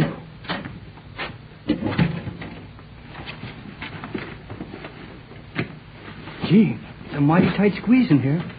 Guess I'm ready to go. J12C, J12C, J24Y to J12, Jerry Hall on J24Y, calling J12C. Hello, Johnson. Hello, J12. Oh, golly, something's wrong. I can't raise him. Well, guess I'll just have to try again. J12C. Hello. To J24Y. Hello, J24. Go ahead, Jerry. Go ahead. Boy, here he is. Hello, J12C. This is Jerry Hall on J24Y. Captain Bradford wants you to get this. Copy it. Repeat. Then stand by. Here it is. Our position. Latitude 29 degrees south. Longitude 124.30 west. Danger here, but do not attempt rescue. Stand by for information on how to rescue us. Get that? Do not attempt rescue without information. Repeat, J12. J12C to J24Y. Repeating. Your position, 29 degrees south, 124 degrees, 30 minutes west. You are in danger. Standing by for information how to rescue. Confirm, repeat. Okay, J12. Repeat, okay. Jerry Hall standing by for Captain Bradford. That's all, J12. Now I can get out of this dress. Oh, boy. That feels better. Hello, kid. How did you enjoy your rest? Oh, I had a swell sleep, Tex. I dreamed I used this radio set again, but nobody was spying on me. I talked to Johnson in Los Angeles, and he knows we're here. Great dream, son, but there's no chance of it ever coming true the way we're watched. G47 knows all we say and do. I wonder. Maybe it's one of the crew. No, they're all asleep. Shall I open it? Wait a minute. I'll hide the dress. Oh, heck. I might have known it. You must pardon my rudeness in entering unbidden, but as long as anyone could have seen and heard all you were doing through the portholes you so kindly left open in every cabin, I surmised you were not discussing anything secret. Just discussing our situation here and wondering how long it'll be before we can get away from this island. You knew we would be discussing that without my telling you. Precisely. And even if I could not see that you have Cleostra's dress there, I would know that the material of the dress had been used for some purpose. How would you know that? Never mind that, Jerry. It's enough that he knows we were using it. And, of course, he knows why we were using it. You displayed some small intelligence in your ideas about the material, Captain. And you have undoubtedly discovered that the fabric is impervious to beams and rays of our sound and light transmission spectrum. I have. That didn't take much figuring. Tomorrow, you may visit the laboratories where the fabric is made. You may have enough of it to drape the inside and outside of this boat, if you wish. I have no desire to intrude upon your privacy. I merely came to warn you that while your childish and unsuccessful attempts to reach the outside world merely amuse me, your first successful attempt will mean your end. Well, we're going to try it just the same. You can't get away with this forever, and you know it. Steady now, Jerry. No use losing your head about it. Well, G47, I want to tell you plainly that if there is any way I can get my friends out of your grasp, I'm going to attempt it. You are a fool, Captain.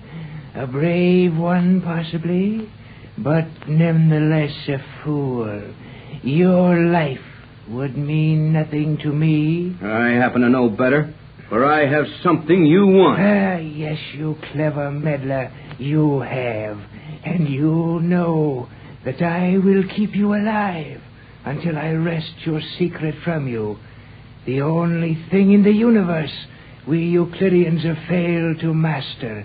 And as long as you live, I know that in some way, at some time, I will get your secret. Well, you can't torture it out of me, and you're not a magician. How will you do all this? The time will come when you will be glad to exchange your secret for the freedom of your friends and yourself. Nothing doing on that. If Captain Bradford has something you want, we'll stay right on your island for the rest of our lives. All of us. But you'll never get it. You see how it is, G47? You're just wasting your breath. Yes, and Joan wants to stay with her mother and the rest of us. She belongs to our world, and she's going back to it with us. Cleostra may stay with you, and she will save you a lot of worry by telling you as much about the island in an hour as you could learn by watching us work for a month. But she will have to be content with your descriptions of the world. She will never see it, except as a loyal subject of Euclidia, when we Euclideans rule the universe. Do you mind going now? We've got things to do, and your boasting and bragging gets on my nerves. It is a pleasure to leave such hopeless company. Well, maybe we're not as hopeless as you think. Quiet, Jerry. You need not warn the boy, Captain. I heard his little radio message to Johnson. Gee, the dress was no good, Tex. So, the dress didn't work, eh? The material of the dress worked perfectly, but your radio beam was intercepted as it passed through our magnetic fog. Well, then, if you heard my message to Johnson, why did you let me give him our position and warn him of our danger? Don't you know that radio message will bring a fleet of battleships down on you if anything happens to us? On the contrary, you have protected me nicely. Johnson will take orders and execute them accurately. You ordered him not to move in your rescue. Your position means nothing. You had previously given him that as the yacht was held to the magnetic fog. If you had not tried this wild scheme tonight, there was a chance your Los Angeles agents might have acted on their own incentive to rescue you. But you have blocked that yourself. You have prevented your own rescue, and I will prevent your rescue.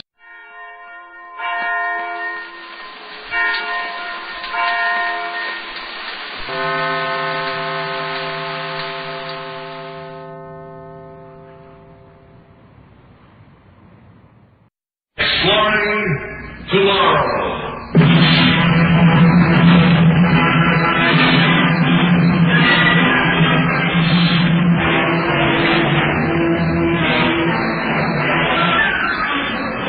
And now here is your guide to these adventures of the mind, the editor of Astounding Science Fiction magazine, John Campbell, Jr. In the biblical story of the handwriting on the wall, everybody could see that handwriting. The king, Belshazzar, could see it clearly enough. Trouble was he couldn't tell what it meant. If you recall, he had to call in an interpreter. A lot of people can see handwriting on the wall. The argument is, what does it mean?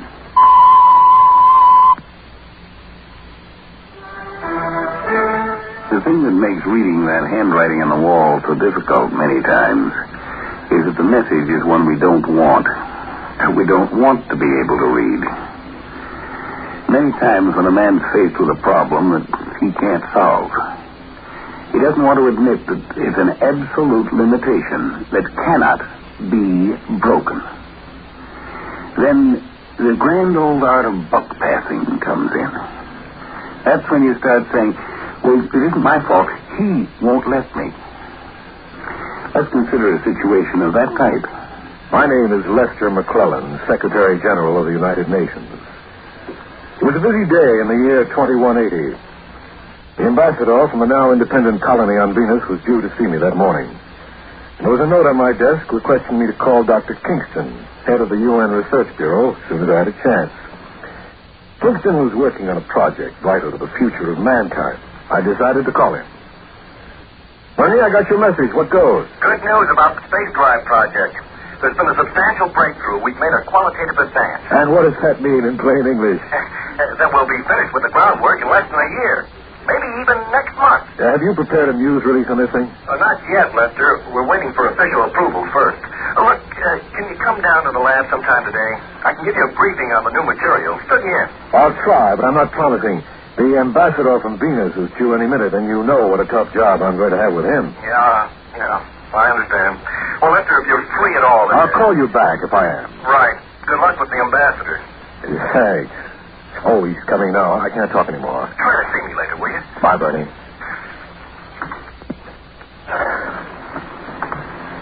Secretary General McClellan?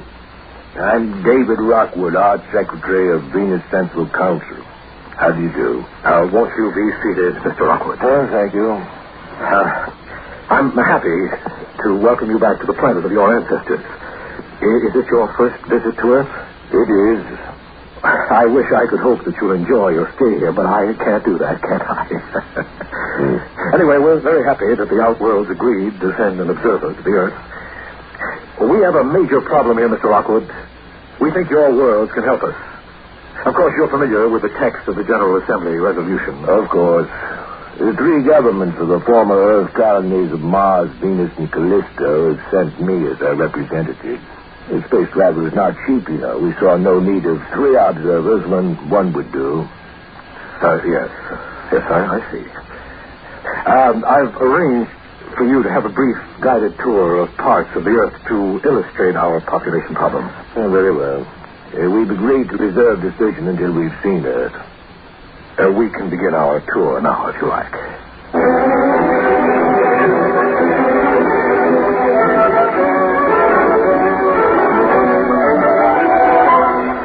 And this is the Bureau of Population Statistics.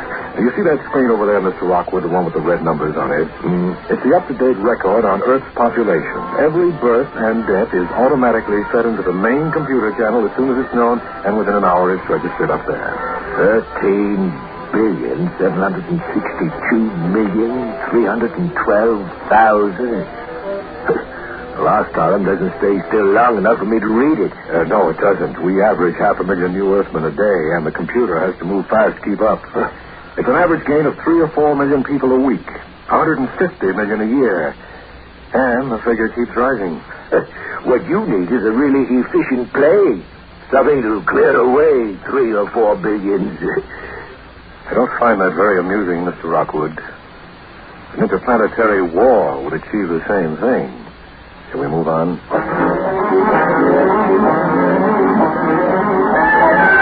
Down there you see New York City. Population 15.5 million. Incredible. One long stretch of buildings. Well, the largest city on Venus has only 200,000 people. I can remember when we still had trees in New York. Not anymore. Wood is a luxury on Earth now. And so is living space. Where do you expect to put the billions you're figuring on in coming years? I wish I knew. We're converting Mars and Venus and Callisto into livable worlds, but the rest of the planets are impossible to convert. We need population relief in a hurry. Meaning emigration to Venus, Mars, and Callisto. Yes. If you will permit us to send more settlers to the planets we built and colonized. Oh, come now. Do you really think we owe you the right to send the overflow to us? Let's finish the tour. We can discuss possible arrangements later. You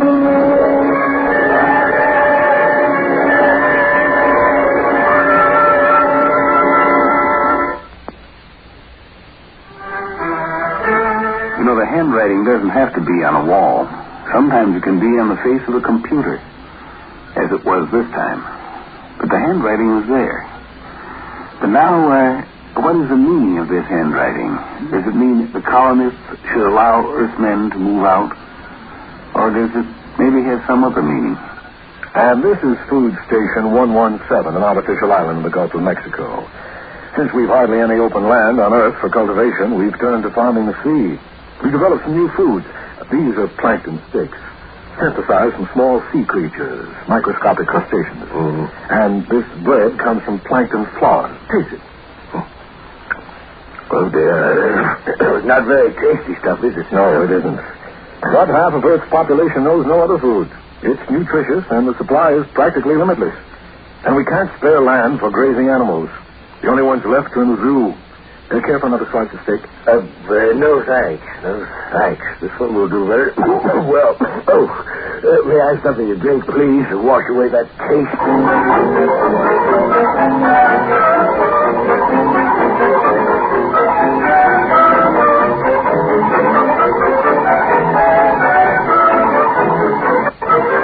How did you enjoy the rush hour subway ride? It was a nightmare. I've given you as good a sample of Earth's life as is possible in a single day. You've seen much of North America, but it's worse elsewhere. Why, in Asia alone... Please, Miss McLaren, no more statistics. You've made your point over and over again. I'm sorry if I've tired you. But I wanted to show you the contrast between Earth and your own uncrowded planets.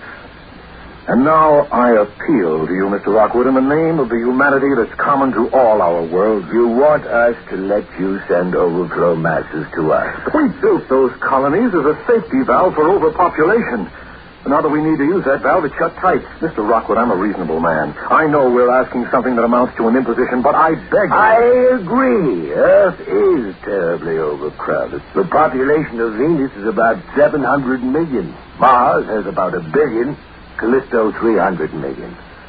Now, these figures are close to the peak of optimum population. And since our death rates are low, thanks to medical advances, we have to keep a careful watch over birth rates to maintain normal population distribution. I ask you to Now, hear me out, please. We're deeply moved and sympathetic to your plight. We wish we could help you. We feel pity. The pity we would have for an idiot who, given a loaded gun, proceeds to blow his brains out. What did you say? I knew how overcrowded Earth was before I took your little tour. But we haven't grown overcrowded and won't. Why?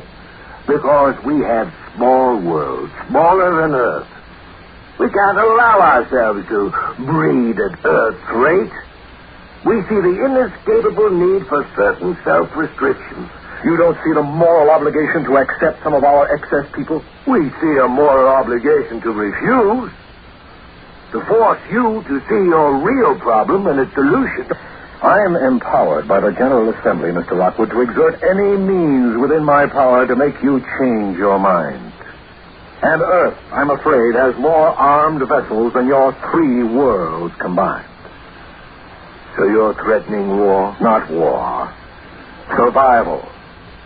You have country estates, rolling green fields, and we don't have an inch of free space. So you'll fight to make us let you in? You're bigger fools than I thought. 14 billion of you crammed onto one world, and a mere 2 billion of us scattered over 3. Why, a war would ruin you. We'd bomb you in a shotgun spray and knock off 100,000 no matter where we struck. Why, you'd have to pry us out of nooks and crannies. We'd lose perhaps 100 million people, but you'd lose billions. I think we could risk it. So you won't yield. You'd risk war even. You won't take colonists. When we colonize the stars, we shall do it differently. The stars? Yes, you're counting on them as your last hope. But do you seriously think colonizing the stars can help your population problem? Oh, look, Mr. McClellan, even if you invented a workable star drive tomorrow, it would take 5 years before the first ships got off the ground. You're adding 500,000 a day. Now, how many people would these ships hold? 1,000 each? With 500,000 new births a day, you wouldn't be able to ship people to the stars fast enough to keep up. The math's against you, sir. You'd have to run as fast as you could just to stay where you are. I suppose there's no further negotiation we can do, Mr. Rockwood. I'll arrange for your immediate return to your home planet. But will you think about what I've said? I'll think about it, yes. But we have 14 billion people on Earth. Mr. McClellan, we're not anxious for war. But your threat doesn't scare us either.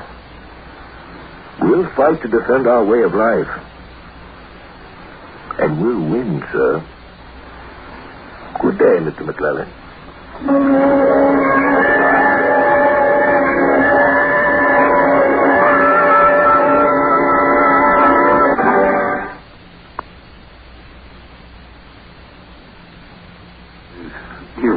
Human enough to want to pass his troubles along to another person. In this case, he wanted to make it that his troubles were because the colonists wouldn't let people emigrate. That wasn't the trouble. The trouble was emigration had become impossible. And that was the thing that he had to accept. And like the king in the biblical story, he didn't want that interpretation of the handwriting on the computer.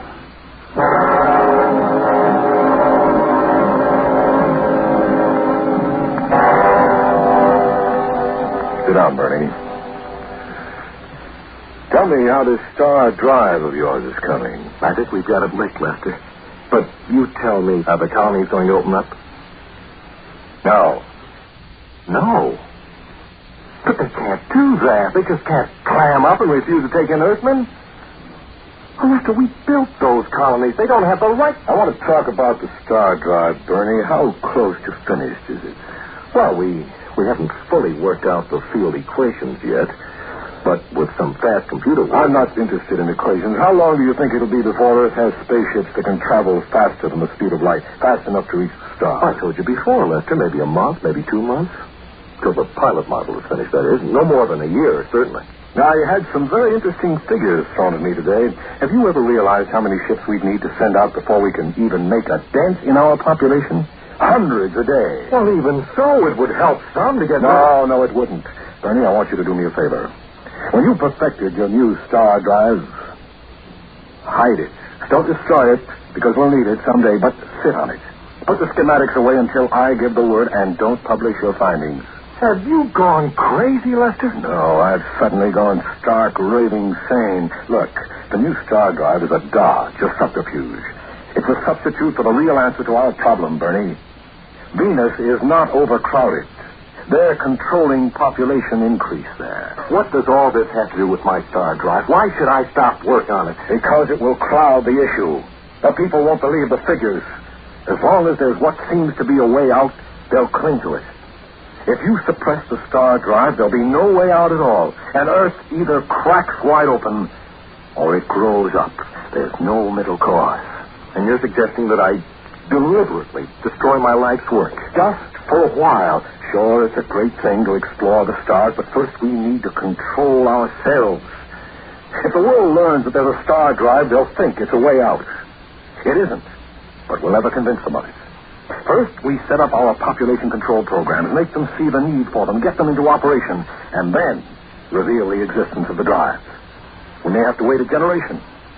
No, I absolutely refuse. You can't meddle with science this way, Lester. Research must continue. If you interfere with me this way, well, I'll have no choice but to resign. Your resignation is accepted, Bernie. Effective immediately. What? But I only meant that it... I'm sorry, Bernie. So you're actually fine, if you want to call it that. You don't want to understand how disastrous it would be to continue work on the star drive, okay. Your successor will be a man who will understand such things. Maybe he won't be as gifted as you are, Bernie, but that's all right. The stars can wait. Lester, you can't fire me like this. So cold-bloodedly, so ruthlessly. We've been friends for years. You think I don't know that. But all along, I've been soft-hearted, been making concessions, taking the easy way out. We farmed the seas. We colonized 3 worlds. We cleared away half the Antarctic ice pack to make new land. All big, important things, but all dodging the real issue. Now, I'm back against the wall. The whole world is. I can't be soft-hearted anymore. Lester, this doesn't sound like you. I know. You think I like the spot I'm in now? But a new order has to come about. An order which demands strength, tough-mindedness, courage. It's either that or a situation I don't want to think about. I can't let anything stand in the way now. Do I have time to clear out my office? You can have until tomorrow. And remember that you're still bound by security regulations in case you plan to scream to the news sheet. I'll remember it. So long, Lester. Good luck. Thanks. I'm probably going to need it.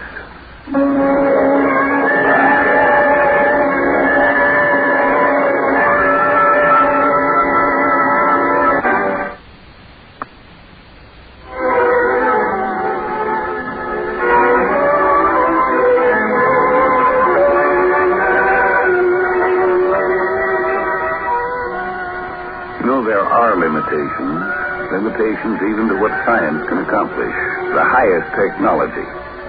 The fundamental physical limitation of the amount of matter there is in the universe. Old Malthus was right. With a higher technology, you can push the limit out a little further, but not beyond the limits of the universe. They're fundamental. It becomes necessary, sooner or later, to go in for quality instead of quantity. Not for numbers, but for fineness. Not for bigger, but for better. That's the direction we've got to go.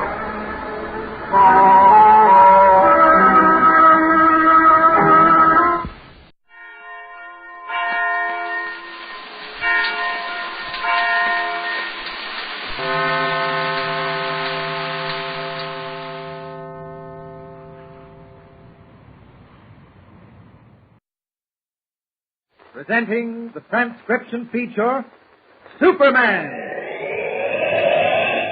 Look, up in the sky. It's a bird. It's a plane. It's Superman. Yes, it's Superman, strange visitor from the planet Krypton, who came to Earth with powers and abilities far beyond those of mortal men. Superman who can leap tall buildings at a single bound, race a speeding bullet to its target, bend steel in his bare hands, and who, disguised as Clark Kent, mild-mannered reporter for a great metropolitan newspaper, fights a never-ending battle for truth and justice. And now to our story. When Metropolis University received a bequest of $3 million to develop its medical research laboratory, there was a string attached to the generous gift. The university, in order to get the money, had to raise $500,000 of its own. There is only one possible way of raising it, by having the football team win every game and receive an invitation to play at the Rose Bowl. But Clark Kent has discovered that someone is trying to make the team go to pieces and lose its last game with Southwest University next Saturday. He feels certain it must be one of the 3 people who will inherit the $3 million if the university fails to get it.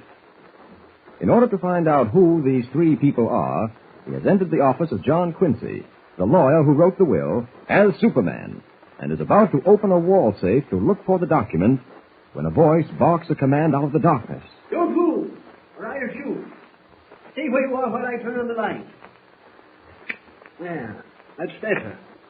Who are you and what are you doing in my office? Just paying you a little social call, Mr. Quincy. If I were you, I'd put that revolver away. Your hand is shaking. Evidently, you're not accustomed to pointing a gun. Never mind about me. I presume you realize you've been caught in the act of burglary. What is that outlandish costume you're wearing? Oh, just a little get-up of my own.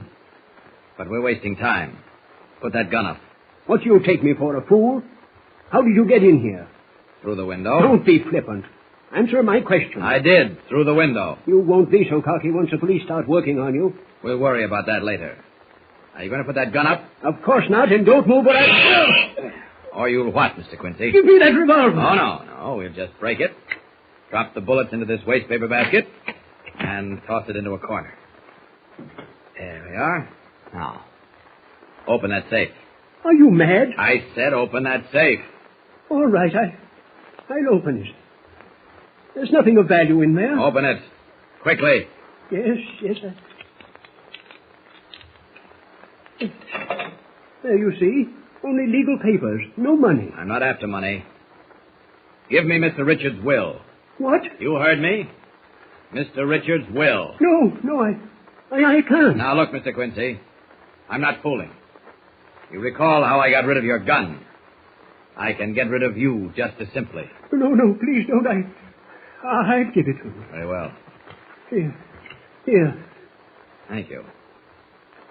I haven't time to read through it. On what page does it name the 3 beneficiaries in the event Metropolis University fails to claim its legacy? Well? Page 4. Page 4. 3, 4. Yes, here it is. Yeah. If for any reason whatsoever, the trustees of the aforesaid Metropolis University should fail to meet their quota in raising the aforementioned $500,000, it would indeed be divided as follows. Now we're coming to it. Equal parts of the aforesaid bequest of $3 million shall be bequeathed to the following: Andrew C. Clark, my half-brother; George Kane, my nephew; and the Cedar Crest Sanatorium at Mount Carteret. So those are the 3 beneficiaries, eh? Yes, but why are you interested in them? What business is it of yours? You'll learn in time. Where is Andrew C. Clark, Mr. Quincy? Well, he lives on a cattle ranch in Montana. I see. And George Kane? I don't know. The last we knew, he was working in an oil tanker. All right, Mr. Quincy. Here's the will. I have all the information I want. Wait, there's something else. Something important. Oh, what is it? I can't think for the moment. You confuse me. You'd better think fast. I'm in a hurry. Just a minute, please. It's very important. All right, get him up, mister. You're covered. Oh, so that's why you were stalling, Quincy. You somehow signaled for the police. That's right. Now you're trapped. I don't think so.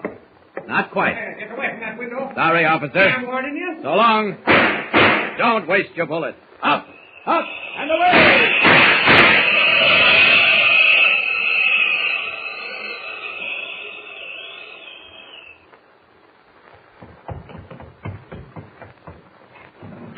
All right, hold on, Jimmy. We've got to get going fast. Oh, gosh. What happened, Mr. Kent? I'll tell you later. There we are.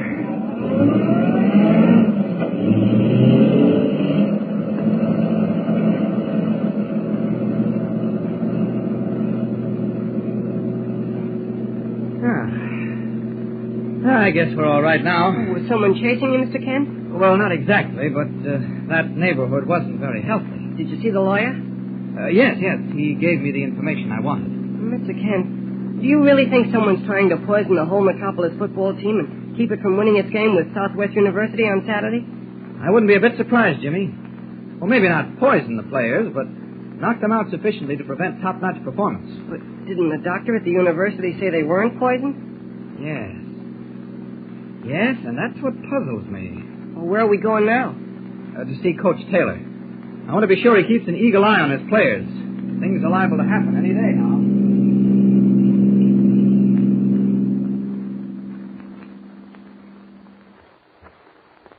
Come into my office, Kent. We'll be more comfortable. Well, where's young Jimmy? Oh, he wanted to watch the men at the training table. I told him he could. You don't mind, do you? Oh, not at all. Sit down. Thank you. Professor Nelson told me you're hot on the trail. Not as hot as I'd like to be. You really think someone's behind all this? I don't have to think. I know. The boys have been perfect, every one of them. We had a beautiful workout this afternoon. Yes, I know. But today's only Monday. We've got 5 days to go before the game with Southwest. Don't mention it. You'll put a hex on us. I'm afraid the hex is on. We'll have to lift it before Saturday. Now, look, here's the situation. Under the terms of Richard's will, if the university doesn't get the $3 million, other beneficiaries share it. Well, I know that, but who are the beneficiaries? Richard's half-brother, a man named Clark, a nephew of his named George Kane, and the Cedar Crest Sanatorium at Mount Carteret. And you think one of them is trying to put the Skids under the football team? Exactly. I haven't checked Clark and Kane yet, but I will first thing in the morning. Well, I hope you're wrong, Kent. Personally, I'd like to forget the entire matter. All I ask for is a victory against Southwest, an invitation to the Rose Bowl, and we're set. That'll mean going over the top in our drive to raise that $500,000. And there'll be nothing else to worry about. Well, it sounds swell, Spike, but it isn't that easy. You probably heard what happened at the research laboratory early this evening. You mean about the gorilla getting loose? Yes. I didn't mention it to anyone, but that looked as though it were deliberate. What? You mean someone let Hercules out of his cage? Uh-huh. Well, now, wait a minute. That doesn't make sense. Why would anyone free a 400-pound gorilla? For one of two reasons. Either to get rid of me and stop my investigation, or to create a panic that would take everyone's attention off the football team. I don't know, Kent. That's carrying things a little too far. After all, if you hadn't been lucky, that hairy beast might have torn you and a dozen others to pieces. No question about it. Why, that's murder. There are some people who don't stop at murder, Coach. Oh, I know, but after all, this isn't a racket someone's running. We're not mixed up with gangsters. Come in. Mr. Kent, he's poisoning the players. Stop him. What are you talking about, Jimmy? Don't let them drink the milk. It's poison. What milk? The milk they're putting on the training table. It's poison. Good grief. You stay here. I'll be back. Jimmy, what's this all about? Wait till I catch my breath. Don't drink any of that milk tonight. Take it back to the kitchen, Joe, and dump it. You heard what I said. Dump it, Joe. If this is a joke, Jimmy, it's a bad one. Oh, no, it's no joke. All right, now. What made you say the milk was poisoned? I saw the cook putting poison in the pitchers. What? Where is he? Wait a minute, Kent. Now, start from the beginning, Jimmy. Well, I went into the kitchen to sort of look around, and I noticed the cook standing over the milk pitchers. Yeah? Well, I watched him carefully. He took a bottle full of some sort of medicine and poured a teaspoonful of the stuff into each pitcher. Are you sure, Jimmy? Oh, I'm positive. I'm going to get that cook. Now, take it easy, Kent. Why? I don't want the boys to know anything about this. We've got to keep it quiet. Oh, yes. They're just about finished with dinner now. They'll be leaving in a few minutes. All right. Who is this cook, Spike? His name is Dorf. He seemed like a pretty nice guy. Dorf, eh? How long has he been here? Since the beginning of the football season. Yeah? He used to cook on a boat. What did you say? I said the last job he had was cooking on a boat. What kind of a boat? I don't know. A freighter, I guess. Freighter? Well, what's the difference? Well, there's plenty of difference. George Kane, according to last reports, was working on an oil tanker. Well, who's George Kane? I told you. One of the beneficiaries. One of the people who stand to make $1 million if something happens to the Metropolis team. Kent, do you think Dorf might be George Kane? I wouldn't be a bit surprised. Oh, the boys are finished. They're going upstairs. We can go into the kitchen now. Come on. Can I come, Mr. Kent? Yeah, sure, Jimmy. All right. Now, take it easy. I don't want to frighten him. Now, he's liable to pick up a knife. Yeah. Maybe you'd better let me go first. No, I'll handle him. Now, you keep well back, Jimmy. Yes, Mr. Taylor. I'll open the swinging doors. All set? Yes. Let's go. Look here, Dorf. We want to... Well, I'll be, Spike. It looks as though we got here too late. Dumbfounded, Clark Kent and Coach Spike Taylor stare at the empty kitchen. Dorf, the cook, is gone. Only one chilling thought races through their minds. Has he already done enough damage to ruin the team for Saturday's game? Or did Jimmy catch him in the nick of time? What will be the outcome of this newest development? Don't miss the next exciting episode. Tune in and listen with Superman. Don't forget, tune in again for the next thrilling episode with Superman.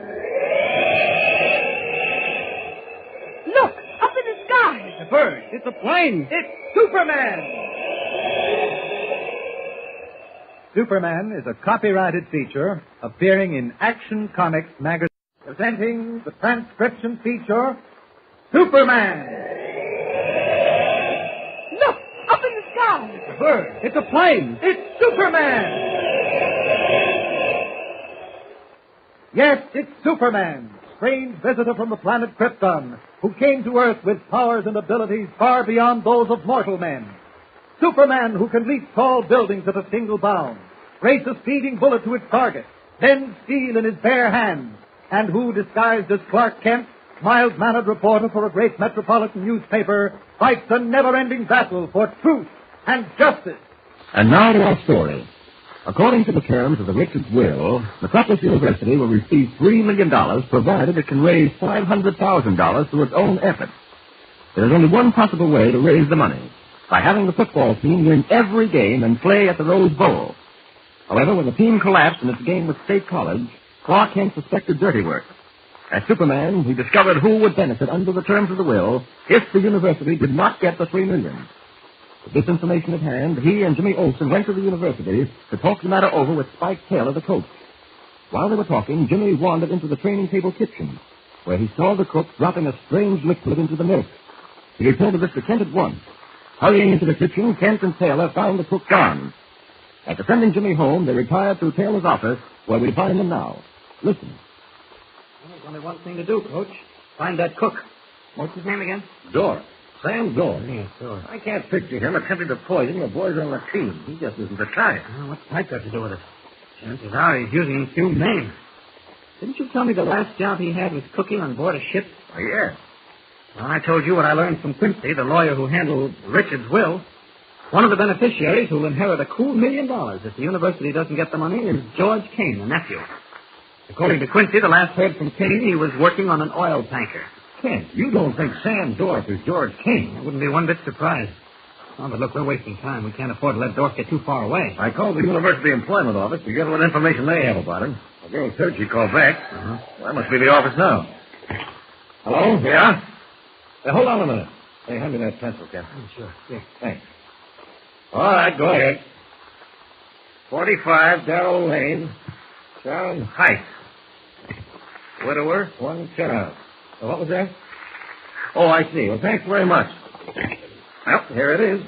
The address he gave was 45 Darrell Lane, Sharon Heights. That's about 50 miles from Metropolis on the B&R Railroad. That boy in the kitchen said Dorff mentioned he had to catch a train. Oh, yes, he did. I'll call the B&R and check. Good idea. Operator, can you get me the train information bureau of the B&R Railroad? I have no directory. Thank you. I'll hold on. Well, Coach, it seems a little strange that he lives in Sharon Heights. 50 miles train ride twice a day. Hello? Train information? Can you give me your evening schedule to Sharon Heights from Metropolis? That's right. Yes. 5:20, 7:10, 11:30. Is that all? No other connections, eh? All right, thank you. Well, he could have made the 7:10 if he rushed. It's 7:30 now. That means the train's left. Well, what if he get to Sharon Heights? We can call and have the police there pick him up. No, I don't think that's the way to handle it. I'll go after him and bring him back. What are you going to do, fly? Why, yes. Well, don't be foolish. There's no plane service to that bird. Well, I didn't intend taking the plane. Wait a minute. Take it easy. In one breath, you say you're going to fly, and in the next breath, you say you didn't intend taking a plane. I was just a little confused. What I meant was I have a friend with a private plane. He'll take me. Well, what if Sharon Heights has no landing field? Oh, this friend of mine can land on a dime. Don't you worry. Okay, it's your funeral, not mine. Yeah, where's that medicine bottle we found in the kitchen? No, right here. I'll take it up and have Nelson or Stone analyze it. Good. And I'll call you if I run into trouble. If not, I'll have Dorff back here by 10 o'clock. Good luck. Thanks. Oh, and by the way, I wouldn't mention this to anyone but Professor Nelson and Dr. Stone. I won't. Okay, so long. Leaving the University Athletic Building, Clark Kent cuts across the campus. Once the darkness has hemmed him in, he stops short, strips off his outer clothing, and leaps high into the air as Superman. Like some giant bird, he wheels in furious flight above the Metropolis Railroad station, and then follows two gleaming steel rails into the darkness. Soon his sharp ears pick up the distant wail of a locomotive whistle. And his amazing eyes spot puffs of gray smoke below him. Swooping down, he lands gently on the roof of a swaying coach, drops to the iron platform between the cars, and in a moment has covered the brilliant costume of Superman with the disguising business suit of Clark Kent, reporter. Opening the door, he enters the car like any other passenger.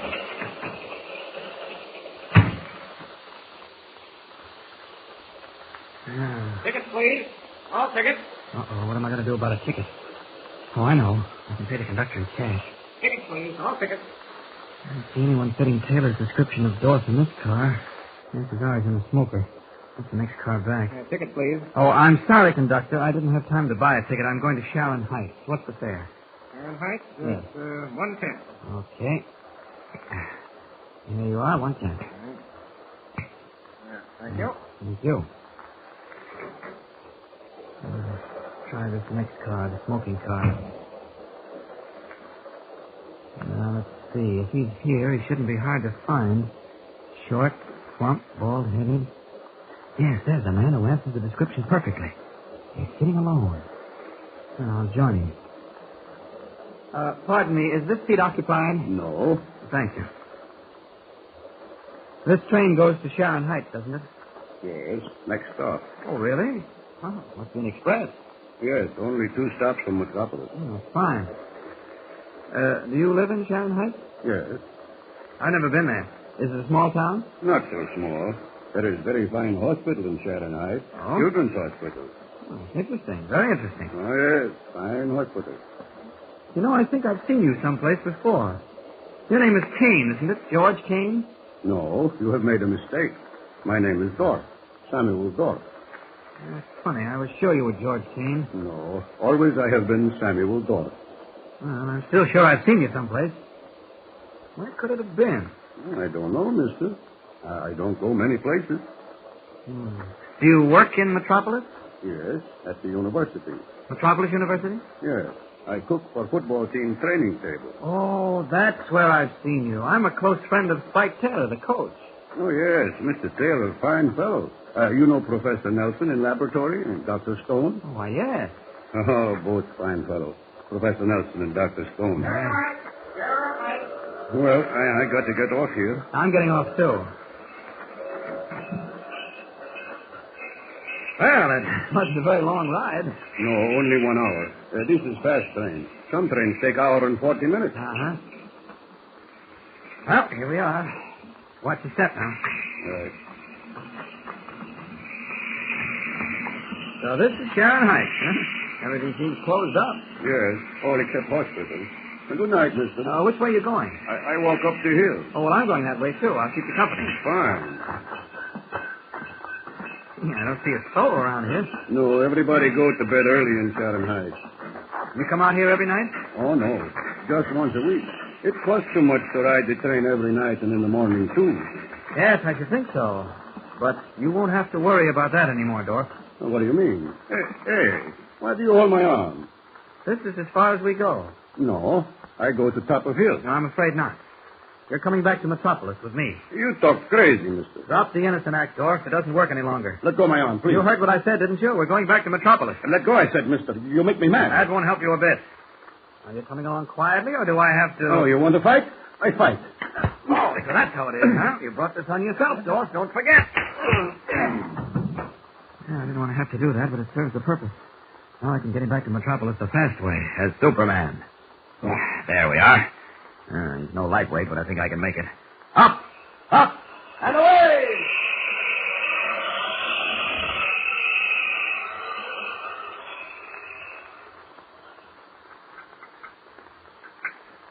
How is he, Professor Nelson? He'll be all right, Mr. Taylor. It's a bad contusion on the jaw, but an ice bag will ease it. Pulse all right, Dr. Stone? Yes. Normal. Kent, you made a horrible mistake. This man Dorf is as innocent of wrongdoing as you or I. No, but everything pointed to him. Jimmy saw him pouring that liquid into the milk pitcher. But I've told you, Mr. Kent, that was vitamin B1 compound. Dorf had orders to put it in the milk. Well, there was no way of knowing that. And then his sudden departure. I could have told you where he was going. The Children's Hospital at Sharon Heights. It's the ironic part of all this, Kent. What do you mean, Professor Nelson? Dorf has a son of 15 or thereabouts. The boy's in the Sharon Heights Hospital, suffering from infantile paralysis. What? You don't mean that. Yes, unfortunately. I helped him get the boy admitted. And to have this happen on the one night of the week he visits his son. Oh, I can't tell you how sorry I am. I know you are, Kent. You meant well. But bungled stupidly. If you had only stopped to ask. Well, again, I say I'm sorry. I'll make it up to him somehow. Perhaps I'm wrong about the whole business. Maybe it is a wild goose chase. I'll take it, Professor. If you will, Taylor. Hello? Who? Oh, just a minute. For you, Kent. Oh, thank you. Hello? Yes, Mr. White. What? Read it to me, will you? Yes? Yes? Yes, I got it. Okay, I'll be at the office in 10 minutes. Well, I take back what I said, gentlemen, about my being wrong. What do you mean, Mr. Kent? Gentlemen, I have just received a message that convinces me we are dealing with a dangerous criminal. Whom did Perry White name to Kent over the phone? Is it another false clue like the Dorf incident, or will it, as Kent says, lead to something interesting? You'll find out in the next episode, so don't forget to tune in and listen with Superman. Don't forget, tune in again for the next thrilling episode with Superman. Look, up in the sky. It's a bird. It's a plane. It's Superman. Superman is a copyrighted feature appearing in Action Comics magazine.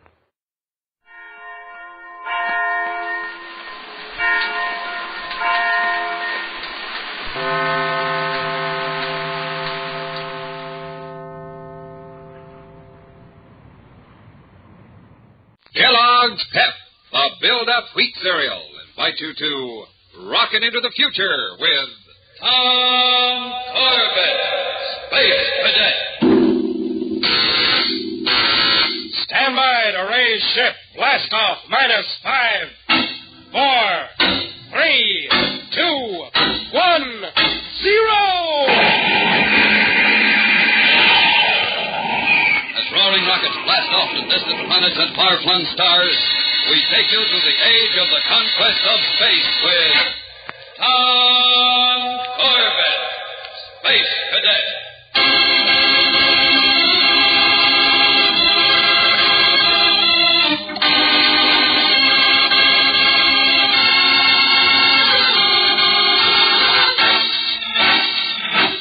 Convicts, the most dangerous criminals in the universe, have escaped from lonely prison rock in the asteroid belt. And now, throughout the universe, all ships, patrols, and stations of the Solar Guard are on the alert for news about these desperate men.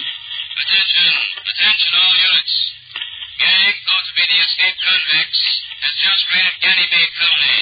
These men must be apprehended. End transmission.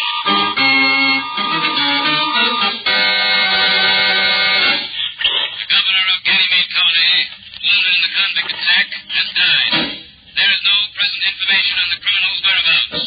All sectors maintain constant watch. End transmission.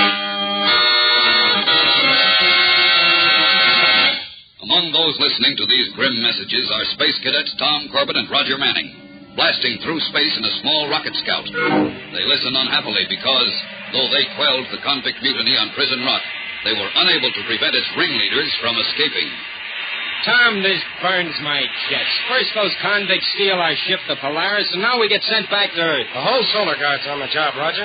And after all, we're still only cadets. Oh, we stopped the break on Prison Rock, stopped it cold. Yeah, but not Hogan Bull Carson. Blast it, Junior, that wasn't our fault. Orders or no orders, I've got a good mind to go after them. First, we don't know where they are. Second, we'd get booted out of the academy. I don't care. Have your jets and keep your eye on the radar screen, Space Boy.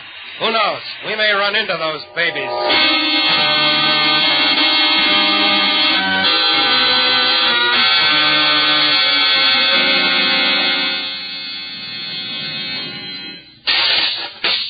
Listen, Paul. Wait, Hope. Attention. Coming in on the audio. Attention, all Solar Guard patrols in third and fourth quadrants.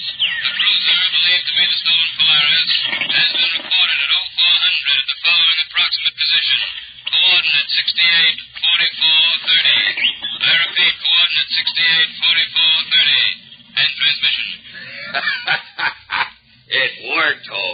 Solar Guard's off our track. Yeah, for the moment. But, Bull, just about every guard and rocket scout in the universe is hunting for Let us. 'em hunt. This ship is fast, and we got plenty of fuel from those colonies we knocked over. Perhaps we should lie low for a while at the hideout. Squat on that dismal hunk of space junk, not me. I had 12 years on Prison Rock. But, Bull, just a couple of months. No, I said. The space freighter Alpha will be along soon, loaded with gold and vanadium and a cinch to hijack. It's too risky. It'll take hours to transfer the stuff. If anything goes wrong, if they get a message... Leave it to me. With the guns in this cruiser, I'll blast a hole into the Alpha's head before the crew knows we're around. It's a terrible risk, and it means the murder... Cut your jets of blips coming in on the screen. Gully, give me a blast in the port steering rockets. Aye, Paul.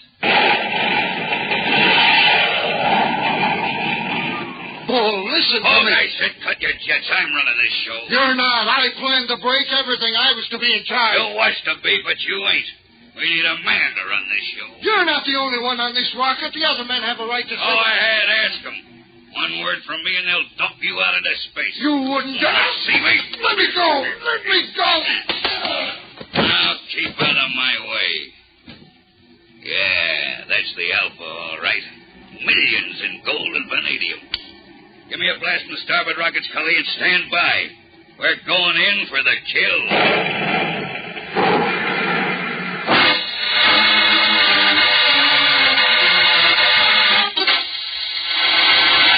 We'll return to the exciting adventures of Tom Corbett, Space Cadet, in just a moment. So stand by. Spaceman, now there are 2 reasons why you should get the build-up wheat cereal Kellogg's Pep. First, you'll enjoy the wonderful, swell-tasting malt flavor of Kellogg's Pep.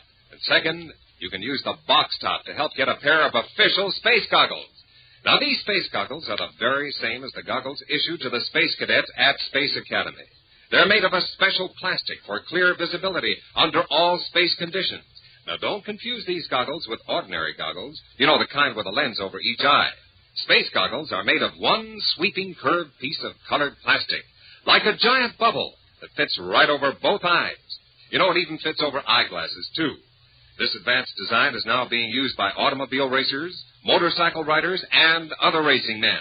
Well, now you join these men with your own space goggles. So follow these official instructions. To get your space goggles, send 25 cents, 1 Kellogg's Pep Box Top, and your name and address. Repeat, 25 cents, 1 Kellogg's Pep Box Top, your name and address. Send to Kellogg's, Box 346, Battle Creek, Michigan. Kellogg's, Box 346, Battle Creek, Michigan. Don't wait, spacemen. Send for your space goggles today.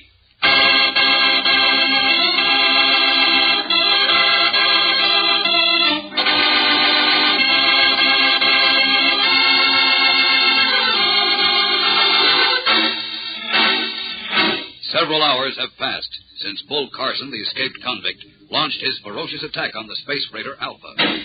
Now, not far from that spot, Tom and Roger and their small rocket scout receive an urgent command, crackling through space from headquarters of the Solar Guard Command. Attention, all rocket crews in vicinity of A Quadrant, Sector 9. The space freighter Alpha en route to Earth from Jupiter has been unreported since 0900 hours. If you sight her, report immediately. This is urgent. End transmission. Hey, Tom. A Quadrant, Sector 9. That's us. Well, not quite. What do you mean? It's hardly 15,000 miles We away. weren't asked to search. Just watch. Oh, now listen, Junior. Well, okay, Roger. It may be a breach of discipline. But let's see what we can see.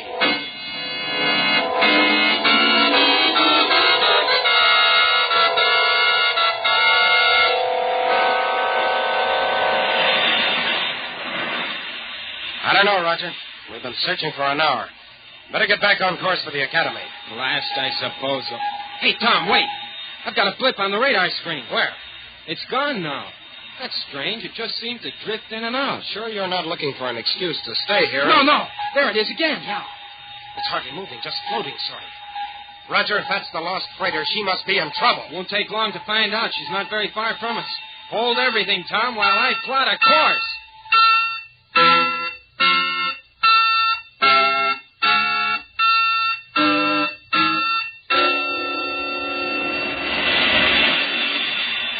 How about it, Roger? We ought to be pretty close to the space freighter now, if it is the freighter. Should be at her position in a wink, Tom. Ease off. Right. Let's see if we can spot her through the viewport. Not yet. Ease just a touch to starboard, about a point. That's it now. There she is. It's the Alpha, all right. And look, Roger, 2 big holes in her head. And Tom, she's trailing vapor. Must have been shot up. Look, she's turning. There's another rocket coupled to her. It's the Polaris. Yeah, by the moons of Jupiter. Quick, Roger, get on the audio to Solar Command. Right. Tom, they've seen us. Look, the gun ports are opening on the Polaris. They're going to fire. We've got to get out of here. Hard to starboard. Right.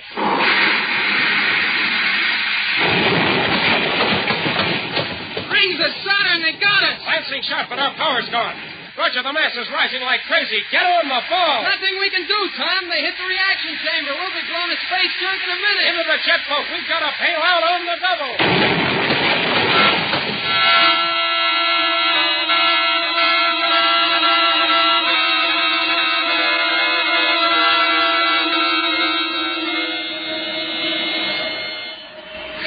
That was close, Tom.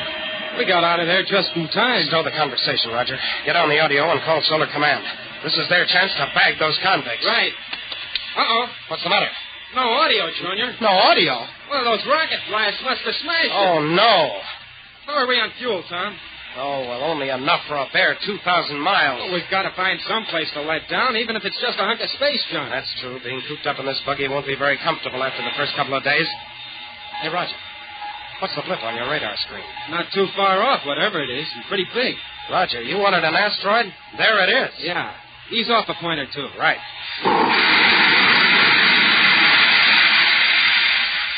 A little more.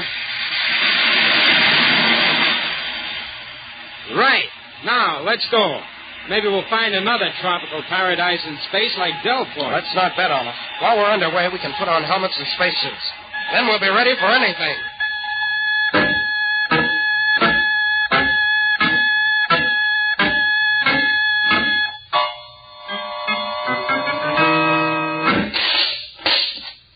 Roger, and inspect your tropical paradise. Junior, this is the loneliest hunk of space junk I've ever seen. What'd you expect, Venus Beach? I must admit, though, even Prison Rock looks cheerful in comparison to this place. How are we ever going to get off of here? Old Astro's going to miss us, Tom. Throttle down on such talk. Our oxygen will hold out for a week, and that time anything can happen. Oh, sure. A fairy godmother might come and wave her magic wand and say that... Hey, where you are? Hey, hold up. It's no fairy godmother. Look. Well, what do you know? A real old-timer. Hey! Don't you move! He's pointing a parallel ray at us. Yeah, not very friendly. Well, listen, mister. Going. You know the law for prospecting on space junk? First man to stake a claim, it's his. And this is mine, Sam Harvey. Now get back in your boat and blast off. Oh, wait a minute. Blast off my claim or I'll burn you. Listen, will you? We're not prospectors. Yay? No, we're space cadets. My name is Tom Corbett, and this is Roger Manning. You're talking mighty glib, but I ain't putting this gun away till I'm certain. Who do you think we are? Two-headed men from the Milky Way? Well, you might be a couple of them escaped convicts I heard about on my audio. Hey, he's got a communicator. Listen, old timer. Wait, Mr. Harvey, can we use it to get a message out to the Solar Guard? Solar Guard? Guess you do be space cadets. All right. Okay, I'll put away my gun. That communicator, lead it to us. No, go. Receiver's still pretty fair, but the transmitter stopped operating years ago. I threw her away. Oh, we sure get all the breaks. Sorry, fellas, but leastways I can offer you a place to get out of them spacesuits. You can? Yep. Got a prefab space hut. Take nothing fancy, mind, but comfortable. Mr. Harvey, let's get going.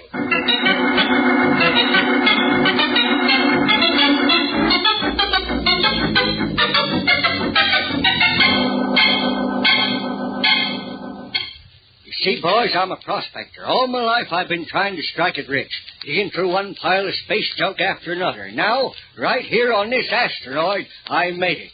Titanium. I'm rich, boys. Well, congratulations. And I hear about them escaped prisoners. Then a rocket ship comes blasting over, way out all the space lanes, and then you two show up. A ship's been around here? What kind? I don't know for sure. My radar screen's pretty old. Looked like a pretty big cruiser, though. A cruiser? Yep. Passed over here just before you come. Seemed to set down some ways off. There's a pretty big asteroid there in Sector 8. Tom, could it have been the Polaris? Could very well be. Mr. Harvey, How about your rocket ship? Well, got old Jenny, 40 years old if she's a day, and she rattles considerable, but she'll still fly. Why, Cadet? If you could let us borrow it. No. You want to go hunt for them convicts, don't you? Why, yes. Well, forget it. Forget the convicts. We'll put all the fuel into old Jenny, blast off for home, report the find, and you'll get a share of my strike. You boys will be rich, too. Huh? Sorry, Mr. Harvey. Those men are killers, and we're going after them in the jet boat. It's 1,000 to 1 you'll never make it. And if you do get that fur, they'll kill you. You may be right, but we've got to go just the same. Come on, Roger, let's suit up. We've got a date with 1,000 to 1 gamble.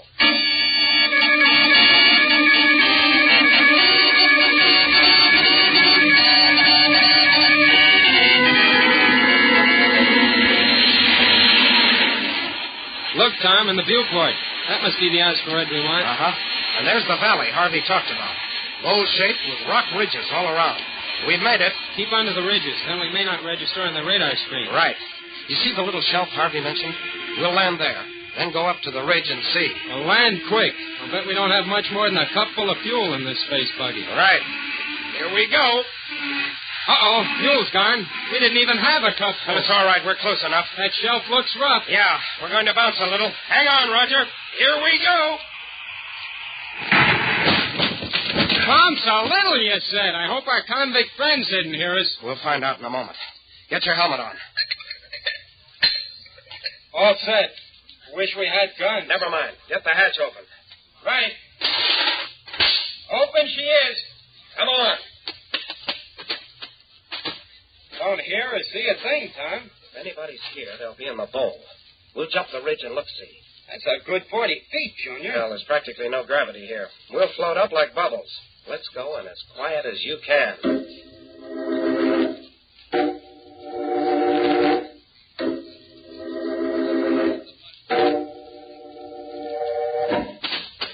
One more jump and we'll be at the top of the ridge, Roger. Easy now. Don't let them see you. This is a wild goose chase. Old Harvey's got cracked jets. No, he hasn't. Hold it and look. Tom, there's the Polaris. And Bull Carson, Hogue, and Cully. With 3 other guys. So this is their hideout. Looks like. Okay, so there they are, and here we are. 6 of them, 2 of us, and they've got guns. So what do we do? I don't know yet. We've got to think of something. Hey, what's that? Roger, look. Another rocket coming down. Tom, maybe... No, that's no solar guard ship. It's some old jalopy. It's landed. Tom, that must be Sam Harvey's ship. Wait, Roger. The pilot's getting out. Tom, it is Sam Harvey.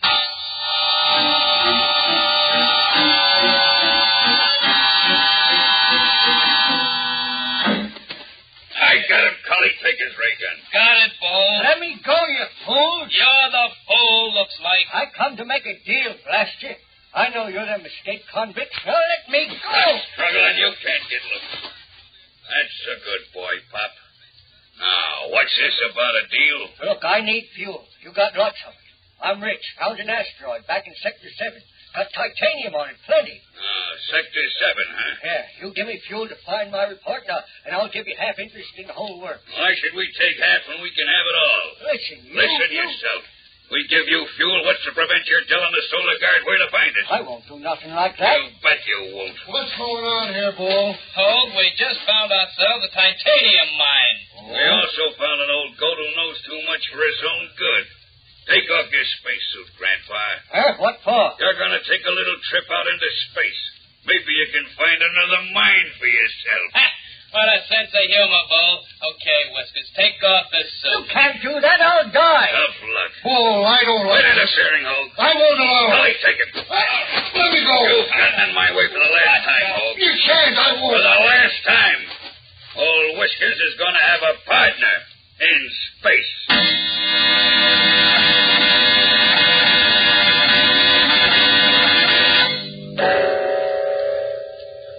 Tom, those convicts are going to kill Harvey and Hogue. I know, Roger. What do? We can't just sit here. No. But if we show ourselves, they'll blast us to ribbons. Think of something, Tom. Think of something.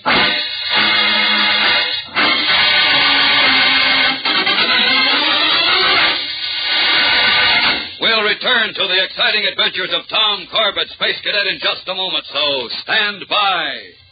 Spacemen, send for your official Space Cadet goggles right away. These goggles, part of every Space Cadet's equipment, are so useful. You want to carry them and wear them every day. You know, Roger Manning says space goggles are just about the most important things a spaceman can have. Right, Roger? You bet, spaceman. When I'm working up on the radar bridge of the Polaris, there are a lot of flashing lights flickering around. Wearing space goggles protects my eyes. And you know, these aren't regular goggles. They're advanced design goggles for use out in space. One sweeping curved piece of clear-colored plastic, like the observation blister in a jet boat, or a giant bubble that fits right over both eyes. Send for your space goggles right away. Space Academy Supply Headquarters has them all ready and waiting for you. If you're smart, you'll send for an extra pair, too, so you'll have them for emergencies. Good idea, Roger. And now, spacemen, write this down. Here's how to get your official Space Cadet goggles. Send 25 cents, 1 Kellogg's Pep Box Top, and your name and address. Repeat, 25 cents, 1 Kellogg's Pep Box Top, your name and address. Send to Kellogg's, Box 346, Battle Creek, Michigan. Kellogg's, Box 346, Battle Creek, Michigan. Hop to it, spacemen. Send for your space goggles right away. And remember, start off your day with a spaceman's breakfast. Kellogg's Pep, the build-up wheat cereal.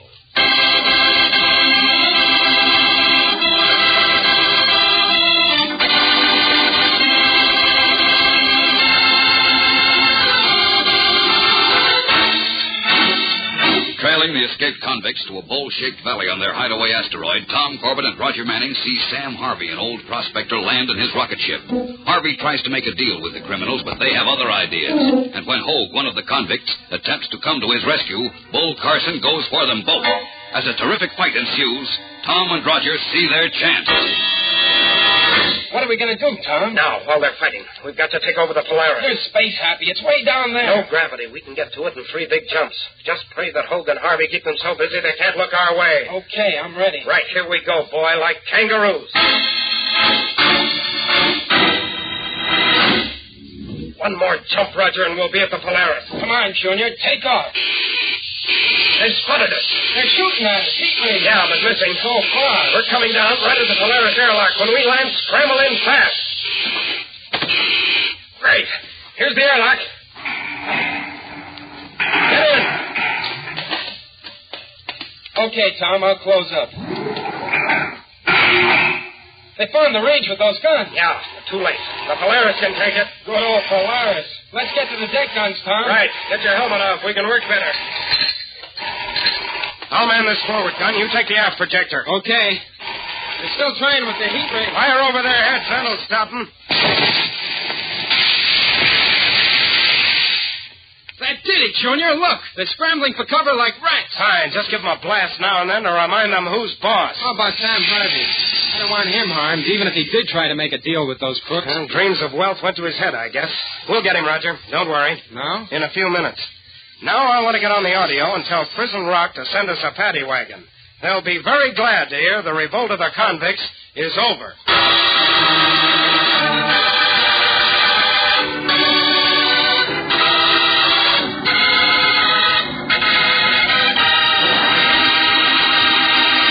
Don't miss the next action-packed adventure with Tom Corbett and the Space Cadets on Tuesday, when the cadets involved in the settlement of a great new planet are confronted by the vultures of space. Tune in, same time, same station for the next thrilling interplanetary adventure with Tom Corbett, Space Cadet.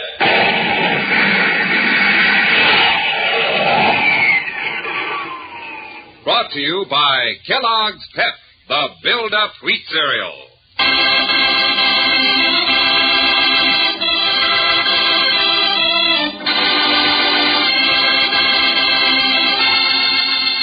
Tom Corbett, Space Cadet, starring Frankie Thomas, can also be seen on television and appears in the comic sections of many of America's leading newspapers.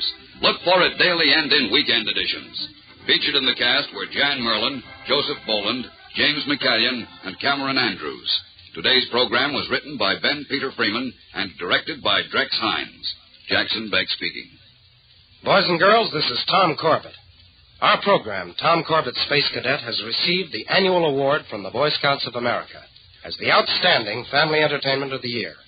We sincerely appreciate this award and will continue to promote the fine examples and standards set by the Boy Scouts of America. Kellogg's Raisin Bran, raisins and bran flakes too. They're out of this world, they're out of one package. Kellogg's Raisin Bran. Kellogg's raisins are honeycomb coated to keep them tender, the bran flakes crisper. Kellogg's Raisin Bran, raisins and bran flakes too. They're out of this world, they're out of one package. Kellogg's Raisin Bran. Eat Kellogg's Raisin Bran. Eat Kellogg's Raisin Bran. Eat Kellogg's Raisin Bran.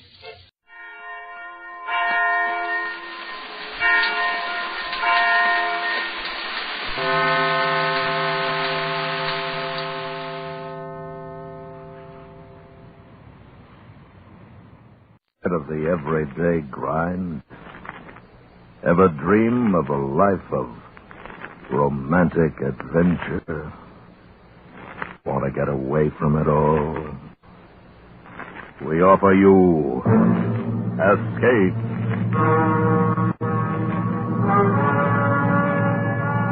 Escape, designed to free you from the four walls of today for a half hour of high adventure.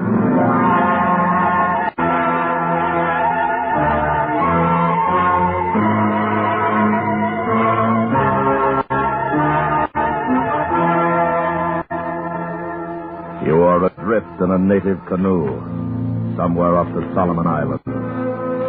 Ahead of you lie the unknown terrors of native savagery. And closing in on you is a white man whose gunboat will smash you to the bottom of the sea.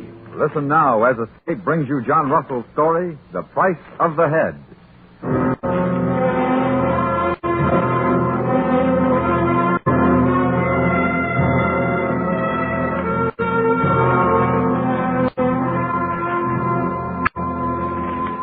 The possessions of Mr. Christopher Pellet were these: a bad name in the island, a suit of ducks in which he lived and slept, a continuous thirst for liquor, and a set of fine red whiskers. And strangely enough, he had a friend, Baccarati. Now, no man can gain friendship except by virtue of some decent quality attaching to him, and Pellet had none. How then explain the loving devotion lavished upon that drunken brute by the gentle native? This was the mystery at Fufuti.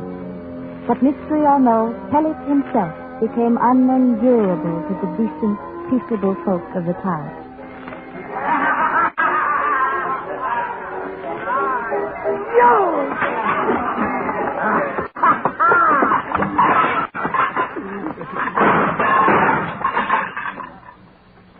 Next shot's gonna kill you, Pellet. To help me, I'd put a bullet in your drunken brains. Now get out. All right, I'm going.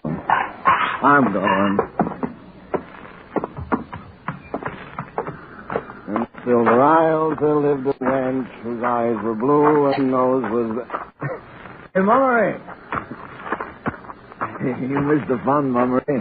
Mummery. Take your hands off me, Mr. Pellet. You're an offense, sir. You're an offense, sir. Karate! Where is that boy? Someday Mr. Howe may be obliged to shoot you. Now, you shoot me, that'd be murder. Murder's fine talk for company agent, Mr. Mummery. Where's that boy? Karate! Come here, Karate! Karate, come quick. Here's shot. You all right? No hit pellet anywhere? No, I'm fine, Karate, fine. Go fetch one bottle of rum. You come along home, huh? They go along, Mr. Howe. Pay for trouble. Catch a bottle. Wait here. Me no be much long. You wait. Fine fellow, that Karate, eh, Mummery? Only friend I got in this filthy island. May I suggest, Mr. Pellet, that perhaps if you behave... Suggest nothing. I got a headache. You tell Karate I've gone to the beach, huh?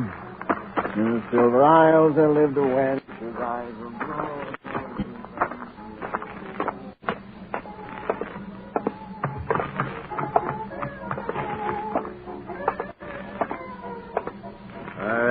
Karaki. He'll pay for this mess. But next time he blows up, I'll put a bullet in his leg. No, Mr. Howe. No shoot. Karaki all time. Pay good. Well, Mr. Mummery, beat it, Karaki. I'd like to chat with you, Mr. Howe. Right with you, sir. Boy, Jack, give Karaki a bottle of rum and get this mess cleaned up. Yes, sir, Mr. Howe. Come into the office, Mr. Mummery. We're more cozy there.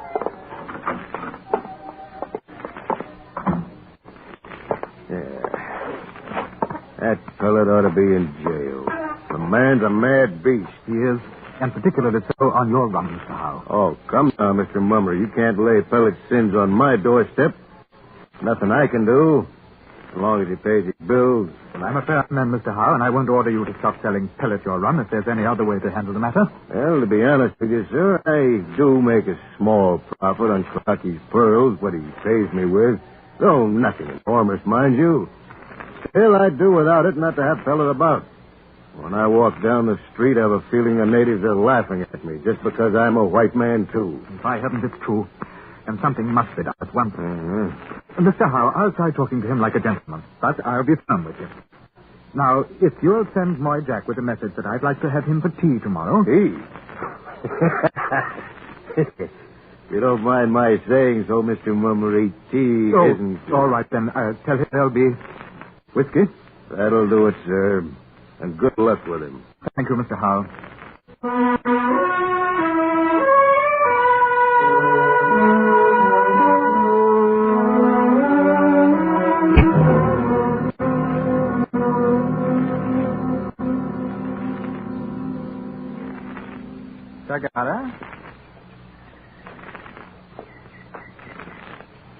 Tagara, whiskey for Mr. Pellet, girl.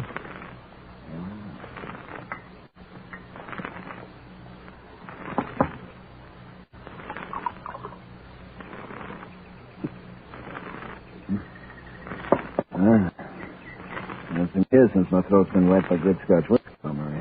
Yes, I'm sure. You live well here. Fine house, good liquor, servants. I work hard, Mr. Pellet, and I stay sober. Should have been a preacher, Mummery. You missed your line in Copra. No, if you please, Mr. Pellet, we are not discussing my career. No, well, go on, Mummery. As long as I'm drinking your whiskey, I'll listen to your chatter. Girl? You make it difficult, Mr. Pellet. I mean to. Yes, I suppose you do. I didn't expect you invited me here out of friendliness, Mummery. Well, you could have friends, Mr. Pellet, if you lived decently. I live the way I want, and I've got a friend. A savage. That's odd. Never thought of Karaki as a savage. I suppose he is. Yes, civilization lies lightly on these people, Mr. Pellet. At heart, Karaki is nothing but a heathen from Bougainville. Bougainville. Yeah, you know Karaki likes it there. He's always talking about it. Well, you must probably talk about your home. But there is a vast difference, I'm sure. Karaki's quite a serious little man. You just haven't to know him, that's all. Well, we scarcely find much in common, I fear. Good heavens, Mr. Pellet, surely you haven't sunk so low as to have forgotten everything we stand for out here? I have no use for any man, except Karaki. He's the only friend I ever had. But how do you know what is going on in that head of his? How can you tell? I don't have to. So far, he's treated me right, you know. But you have no respect for the position the rest of us here must maintain. You disgrace us in the eyes of every native on this island. Oh, I'm impressed. Didn't know I was that important a figure, Mummy. Tagara, whatever your name is. You're beyond reasoning with Mr. Pellet. You can go out trying, Mummy, as long as the whiskey holds out. Have you no pride, man? I cleaned out a bar in Sydney once, alone, against 9 sailors. No, that's not exactly. I engineered a mutiny aboard an Arab dhow in the Gulf of Oman some years back. I sold a cargo at Bahrain for pretty figure, Mummy, pretty figure. Well, that's certainly compounding a crime. That cargo was illegal in the first place, Mummy. Slaves it was. Little boys and girls from India. But, Mr. Pellet, I must ask you once and for all. The bottle's almost finished, Mummy. What do you want? Will you take a job if I offer you one? A job? Mummy, I stopped working 9 years ago. I'm against working. All right. Then I must ask you to leave this island on the next boat. I like it here, Mummy, and I'm staying here. Well, I can't make you go, I suppose. You suppose right. But I do have certain powers. The company controls the sale of liquor here, Mr. Pellet. And if I order that none be given you... You'd do that? I would. Unless I take a job of leave, huh? Exactly. Well, I'm not working. I'm not leaving, Mummy. Then you won't be boozing either, Mr. Pellet. Give me the rest of that bottle, girl. I've earned it. Good day, Mr. Pellet.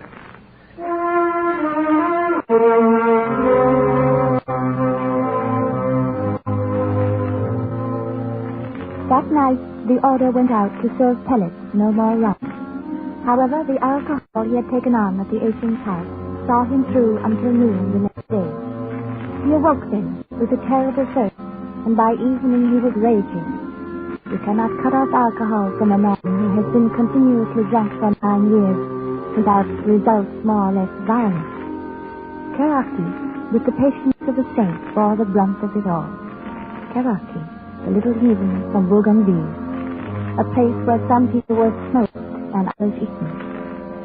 It took 2 days of awful torture to break Pellet's spirit, and on the morning of the 3rd, the man was shattered. Feel much better today, no? No, Karaki, it gets worse. Karaki couldn't box for emotion last night. You want him fight big fella shark. Drink blood, you say. It was out of my head. Clean out of my head. 2 or 3 weeks, you'll be fine once more, my word. I can't wait 2 or 3 weeks. I gotta have a drink, Karaki. I'd die if I get a drink. Wait a few days. All fine. You don't understand, Karaki. I can't make it. Go tell Mummy I can't make it. Tell him I'll leave on the next shift. No, can't leave. We're plenty much all the time good friends, Karate and Pellet. Yeah, I know, but I'm no good dead, Karaki. You go tell him now. No, can't leave. Wait. You tell him or I'll tell him, Karaki, but I'll have a bottle if I chill together. Not now. Sleep for a long couple hours. Then go, maybe. No, now. I'll let go myself. No, please. Karaki, let go of me. I'll smash you. I'll have my rum and no man will stop me. No, can't leave. Not now.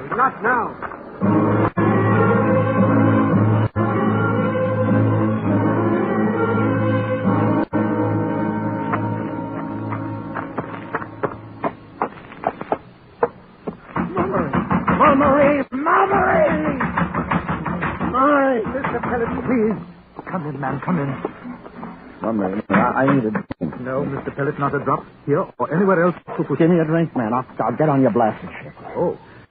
So then you agree to leave? Yeah. And on the next ship? Yes, on the next ship. You can have your rum. But you'll be on that ship when she sails. I'll be on it. Give me a drink, man, quick. So you can get a drink at Mr. Howell's. I'll send a message to him. Mummy was all I could do to get this far. I need a drink now. All right, Mr. Pellet, but just one. I will not have you disgracing me in my own house. Yeah? Take it. One more. No. Give me that bottle.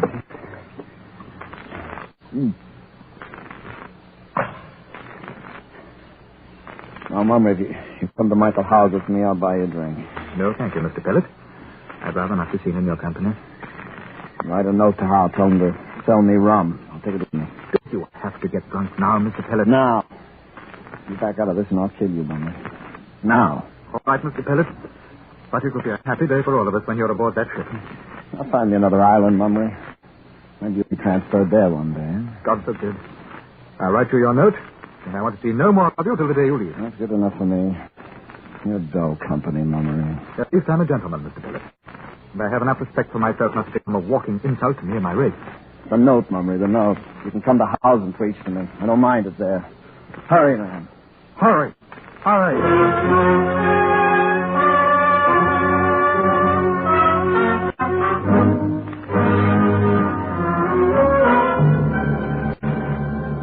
You are listening to The Price of the Head, tonight's presentation of Escape. Sometimes it's fun to escape with an adventure story, as you're doing now. At other times, it's fun to relax with music. Tomorrow on CBS Radio, you can enjoy the second in our series of Helsinki's festivals. The program will open with the Sibelius Symphony No. 5 in E-flat major and continue with 4 more of his most impressive works. Enjoy easy listening on World Music Festival tomorrow over most of these stations. And now back to Escape and the second act of The Price of the Head.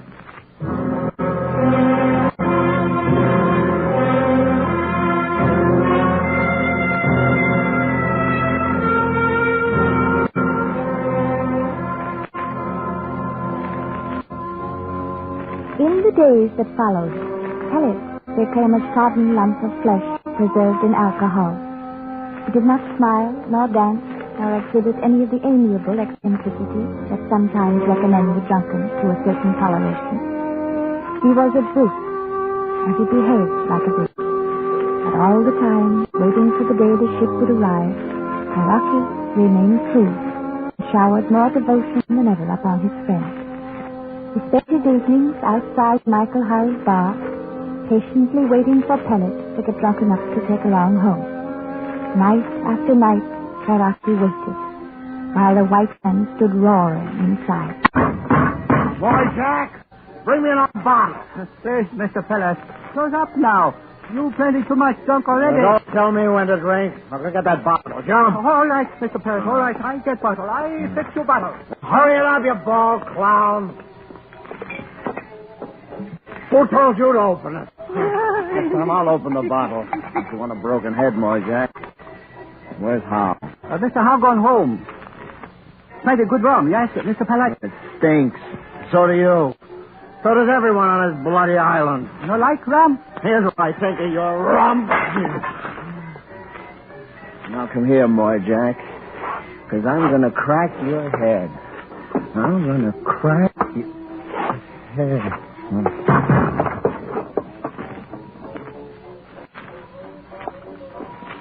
Karaki!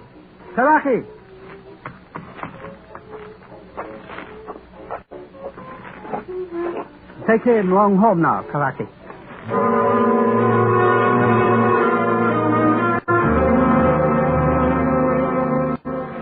A few minutes later, the wiry little Karaki had the white man across his shoulder and bore him down the beach to the miserable shelter of pandanus leaves they called home. There he eased Pellet to a mat, bathed him with cool water, and carefully brushed the dirt from his bright red hair and whiskers.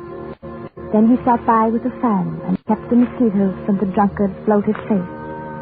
He sat there all night while Pellet slept. It was midday before Pellet awoke and ground his way out of a painful fog of alcohol.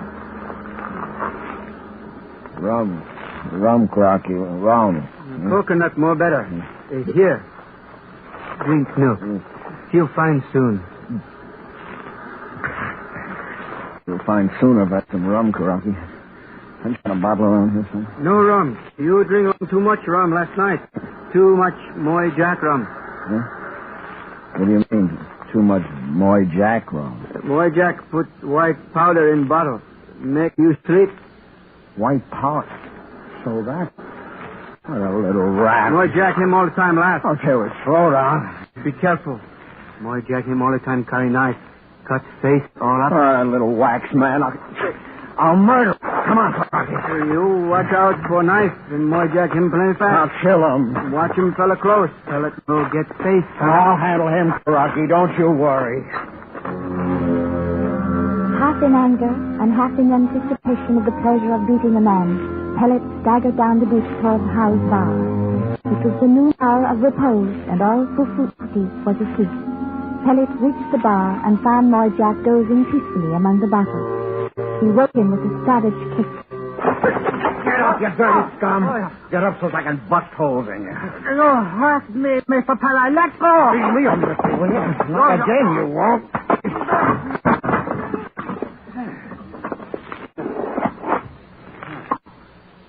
Now, I cut you. Cut you, Mr. Pellet. You don't know? Well, I'll just fix me a knife. Oh.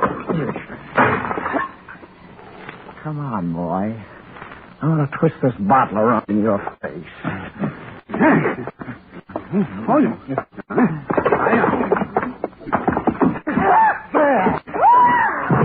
That'll learn you to fight with a red-headed man. That'll learn you.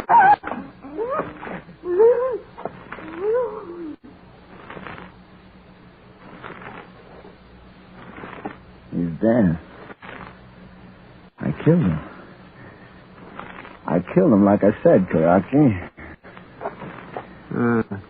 Yes. Dead. Plenty trouble now. Police? Yeah. Come on, let's get out of here. Where we go, Karaki?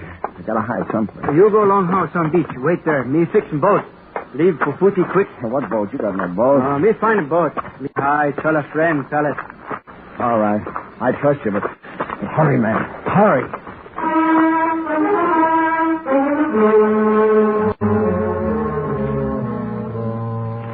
Pellet waited in terror in the shack on the beach while Karaki broke into the boat shed and with an axe smashed the bottoms out of the 3 crafts sheltered there. Then he opened the trade room and quickly gathered together a bundle of supplies, including a rifle and a box of cartridges. Next, he carried everything out onto the beach and loaded it into his light outrigger canoe that belonged to Mr. Mummery. Finally, he fetched pellets from the shack, and together they hurriedly launched the canoe in the lagoon. Carrie rigged the big knot sail and then paddled out into the breeze just beyond the harbor entrance. We made it, Carrie. We're safe. Yes. Hey, look, where are we headed for anyway? What island we go, Carrie? Bougainville. Craig, that's 800 miles from here. All the same, we go along my home. 800 miles? We go. All fine. Always one bring you along my home. All right, Carrie. I don't know why you're doing it for me, but I'll see you through.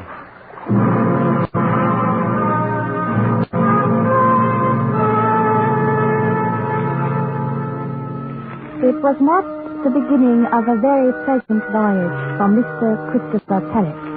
The fear of being captured and hanged was great enough, but added to it were the horrors brought on once more by the lack of alcohol. The first night he was too seasick to care, but by morning he was raving. Rum. Give me rum, you blasted heathen. No got rum. You bloody fool, why didn't you pack in some rum? Need water. No need rum. Got plenty water. Curse you, Carrie, I don't drink water. Better you drink water. Well, I won't. Turn back. I'll take hanging to this. Turn back, I tell you. Soon catch him. One big fella wind. Blow straight to Bougainville. No. How could you find Bougainville anyway? No. We're going back, I tell you. Carrie easily tied the weakened white man hand and foot and continued to sail off into the open sea.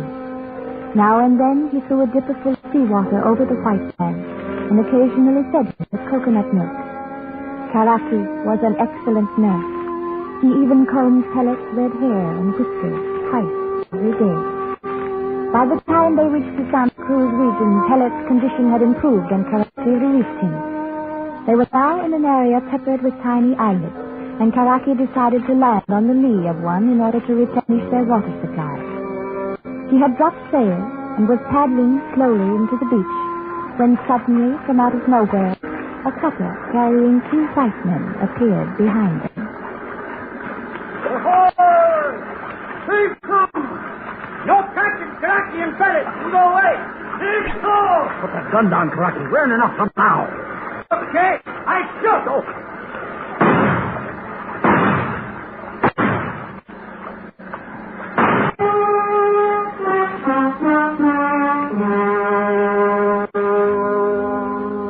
For some foolish reason, the 2 white men did not believe a native would dare resist them.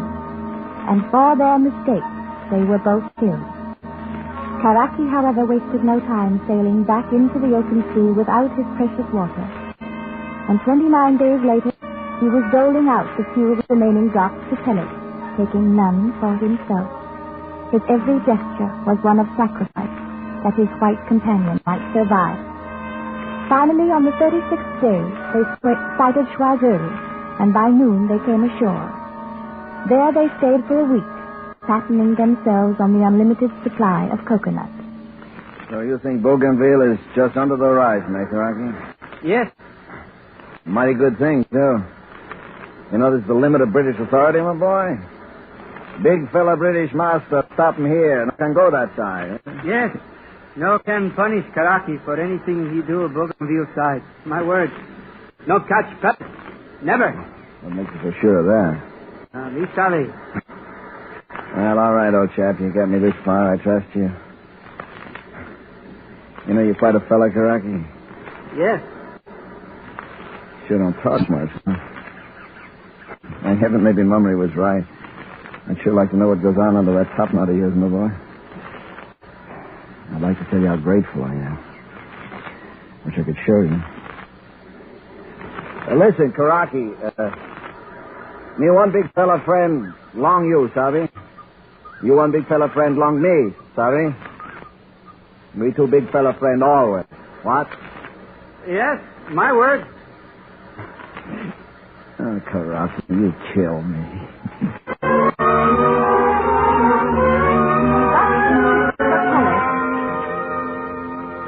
thus did Christopher Pellet express his gratitude to the quiet savage who had with rarest self-sacrifice saved his life again and again. And now that he was thoroughly sober, he could understand it no more than Mother had, back in Fufuki. 2 days later, under a beautiful dawn, they sailed into Bougainville into a bay that was crystal blue, and right up onto a dazzling white beach. Pellet was the first ashore, and he ran up to a rocky point to see all the charm of the place for himself. Karaki, in his simple and efficient way, proceeded about his own affairs. He landed what was left of the supplies stolen at Fufuki. A few minutes after, Pellet heard a gentle footstep behind him, and turned to find Karaki standing there with a white pistol tip and the axe in his hand. Me like too. Great place you got here, Karaki. Me like him head. Huh? What? Oh, me like him you too, Karaki. We big fella friend, right?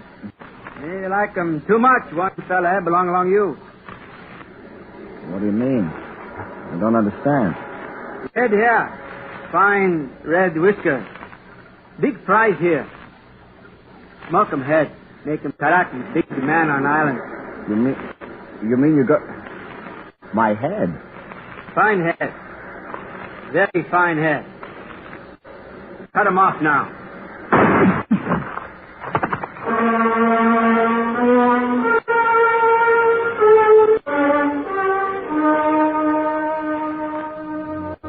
That was the way of it. That was all the mystery. In Karaki's country, a white man's head, well smoked, was indeed a prize. But that of Mr. Christopher Pellet, with his precious red whiskers, was a thing to be desired above the love of women. And the simple, patient, enduring Karaki had served hard to win it. And did it really matter to Pellet how or why he died, since his own race would have hanged him for murder anyway?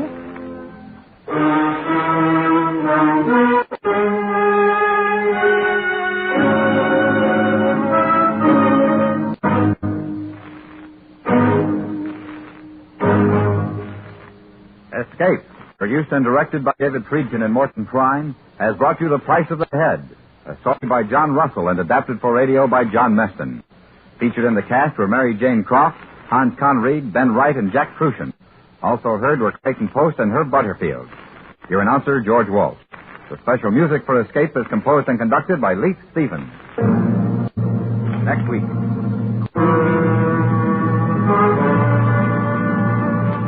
There's a fortune in the captain of an airplane crashed on an island somewhere in the Caribbean. And only you know where it is. By your side, sailing the treacherous channels, smiling killer with a knife, from whom there is no escape.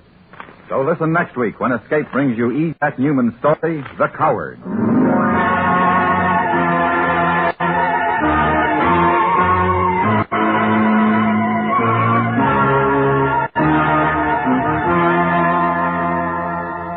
There's music on Melody Ranch tomorrow on CBS Radio when the popular galloping cowboy with the golden voice returns.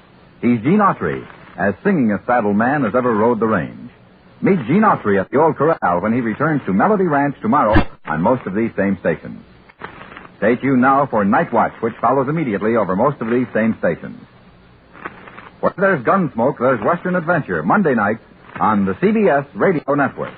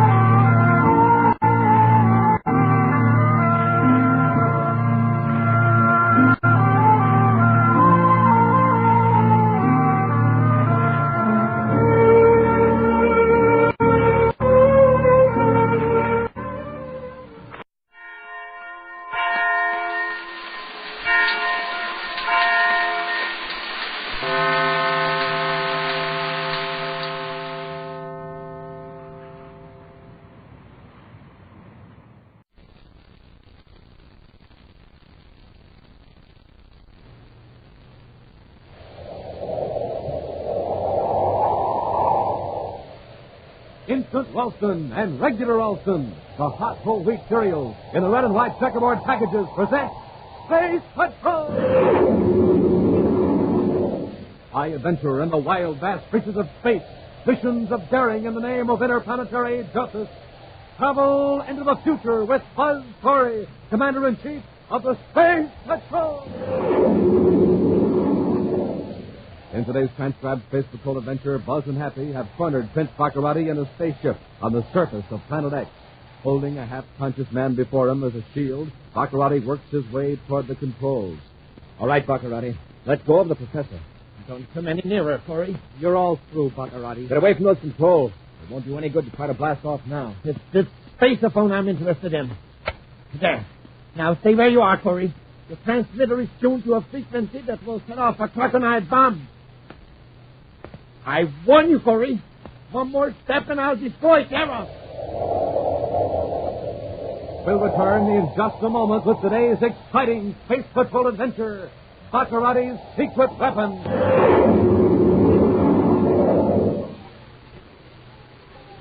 Say, listen to all that excitement inside the Space Patrol clubhouse.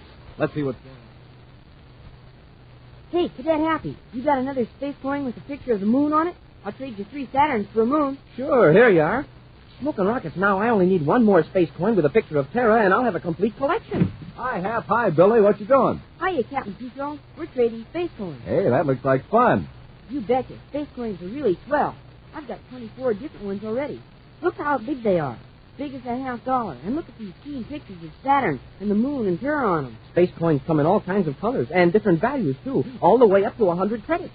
Yeah, and they're really neat for playing Space Patrol. Best of all, you get a space coin absolutely free inside every new package of Instant Ralston. Right you are, Hap. And Space Patrollers, why don't you get in on the fun? Start collecting these sensational space coins.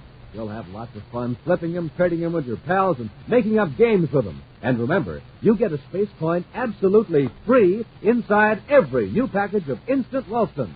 The package with the picture of Commander Corey or Cadet Happy on the front. So why wait? Zoom over to your grocer's right now for a package of Instant Ralston and your free space coin.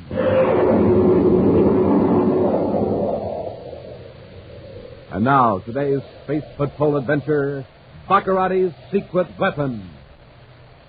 Quietly, efficiently, the Space Patrol is carrying out Commander Corey's preliminary plans for a mass attack on Planet X, stronghold of Prince Baccarati. In the tower room of his castle on the giant planet, the prince is making his own plans. He smiles with diabolic satisfaction as his scientific advisor, Dr. Malengro, hands him a small metal cylinder. Here, Your Highness. Here is number 9. Fine, Malengro. One more Tartanite bomb and I'll be ready to strike. When will the last one be ready? Ordinarily, I should say within a few hours. However, something unexpected has come up. What do you mean? Professor Kraken has just learned the real purpose for these bombs. He has become reluctant to finish the project. I will not tolerate insubordination from Dr. Kraken or anyone else. Force him to finish the job. That is easier said than done, Your Excellency. In Professor Kraken's present mental and emotional state, pressure is likely to make him incapable of producing the 10th bomb.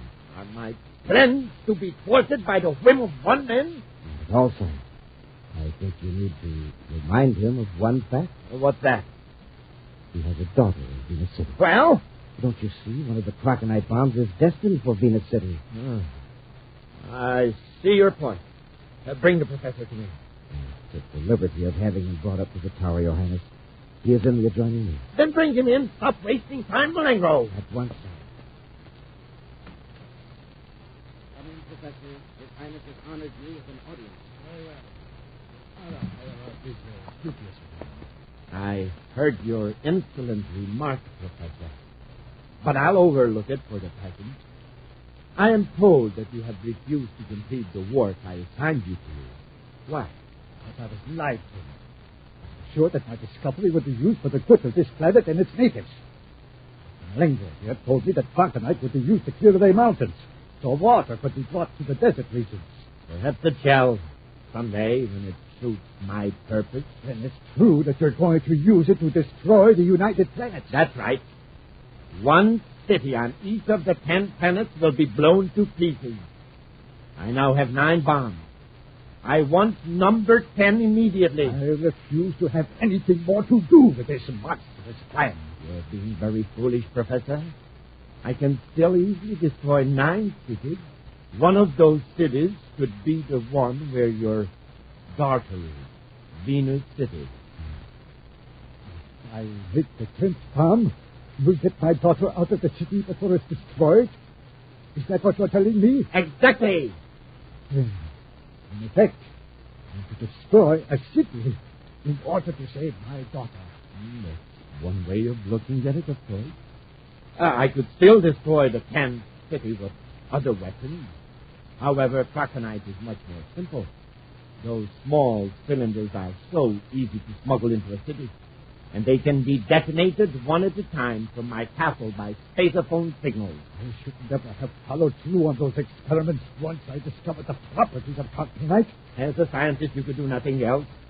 Well, Professor, I assume you're ready to return to your laboratory and complete the last Krakenite bomb. You will see that my daughter is removed to a laboratory and complete the last Krakenite bomb. You will see that my place... Yes. Very well. The sooner the better. My agents inform me that Commander Corey is planning a full-scale assault on Planet X. But with these Krakenite bombs, I can wipe out the key centers of resistance. Without leaving my planet, I can conquer the universe.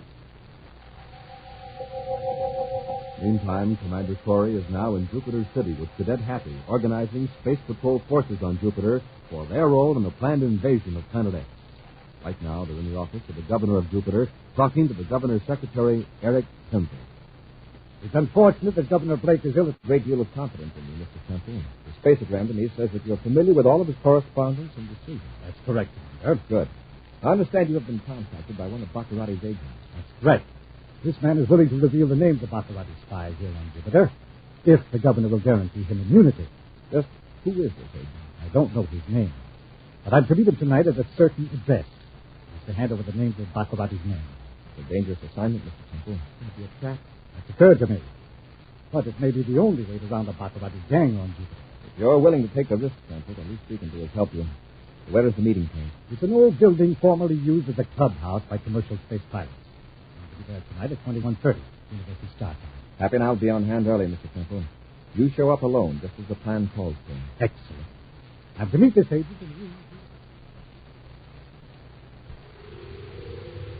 in his castle on Planet X, the jubilant Prince Baccarati seals a deadly cylinder in an innocent-looking package and turns to Dr. Malengo.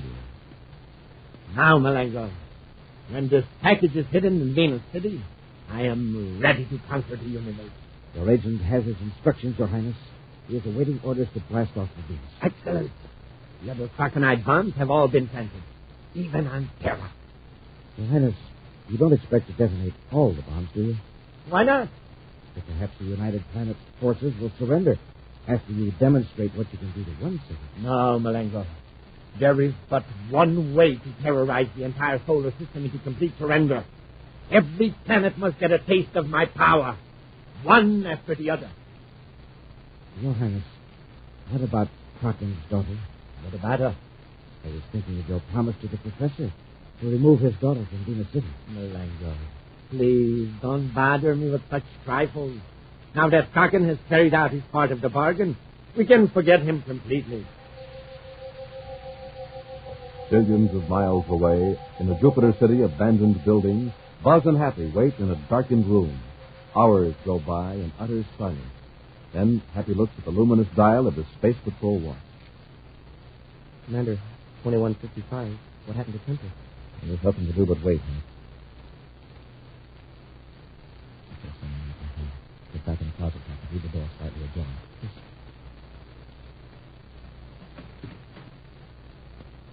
Is there anyone here? Commander Corey, I assume you're in hiding. When I turn on the light, you'll note that I'm unarmed. But I warn you, it won't be wise to attack me if you value the safety of Eric Temple.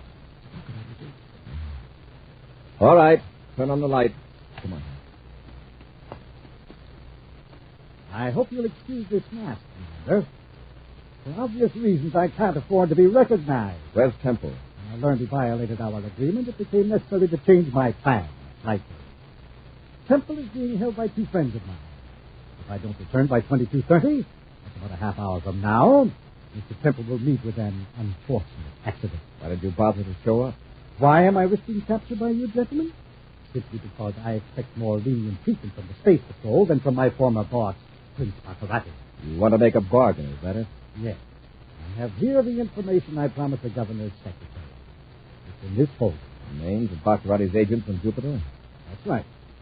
I am not in the habit of making bargains with crooks. This is once you'd better compromise with your high standards, Corey. You'd better make a deal for this information. It isn't just Temple who's in danger. As long as Baccarati's agents are free, they can keep him informed on your plans to attack Planet X. Of course, Baccarati doesn't know many details of your plans. But eventually... All right. You win. Here's the data on Baccarati's agents. Look it over. Looks like a complete file. Names, addresses, meeting places. It's all there, Commander.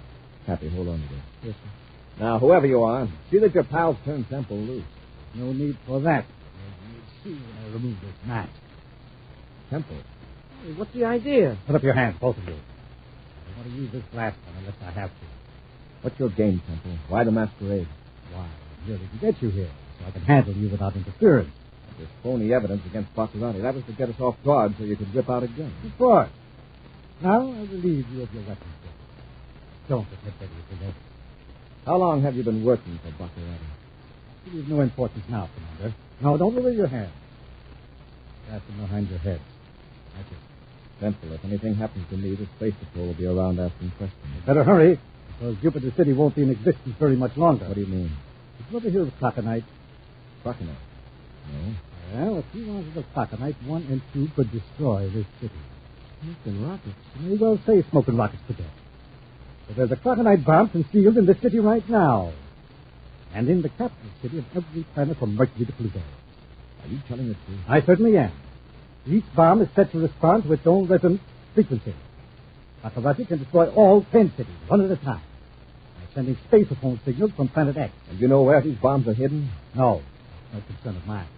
You'd better make it your concern. I warned you, Paulie. You're lucky I used the paralyzer ray instead of my blaster. Baccarati is going to be very pleased when he sees who I'm bringing to Planet X. We'll return to Space Patrol in just a moment. More power to you. More muscle power for sports. More brain power for school. Yes, that's what you get from a breakfast with a hot whole wheat power cereal, Good Hot Ralston. Because, gang, just one bowl full of delicious hot Ralston gives you 20% of the vitamin B1 and 11% of the iron you need all day long. And listen to this. Hot Ralston gives you twice as many vital bodybuilding elements from the heart of the wheat. Yes, all the power of whole wheat and twice as much power from the heart of the wheat. That's why a power breakfast with Good Hot Ralston gives you extra protein for strong muscles, extra vitamins for good health. And Hot Ralston is the only cereal that gives you so much power, yet tastes so good. So, gang, join the power team. Get Good Hot Ralston, Instant Ralston, or regular Ralston today at your grocer's. And tomorrow morning, more power to you from Good Hot Ralston. And remember, there's a free space coin inside every package.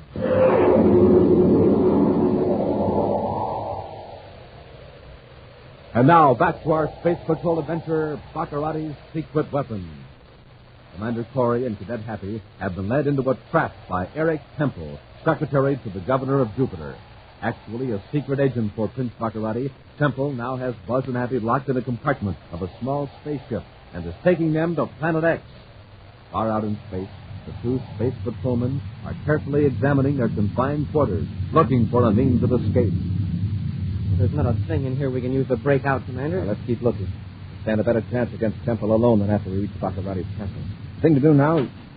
Wait, he's at the door. Hurry. Raise your hands and step into the corridor. All right, Temple. Now keep your distance, or I'll lock at the dead end. Head for the control compartment. don't try to be clever.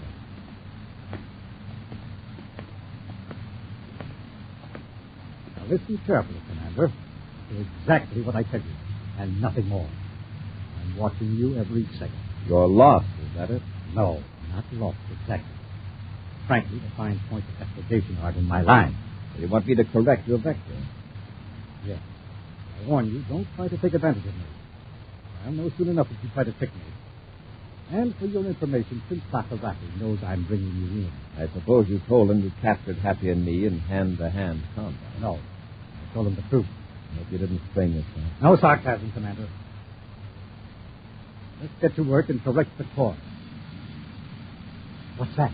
The meteor alarm. We're on a collision course with the meteor. Let me at those controls. Get away from that panel, Corbett. You crazy? You can't handle this ship. I know what you're trying to do. You're trying Let go of me! Stay out of the way.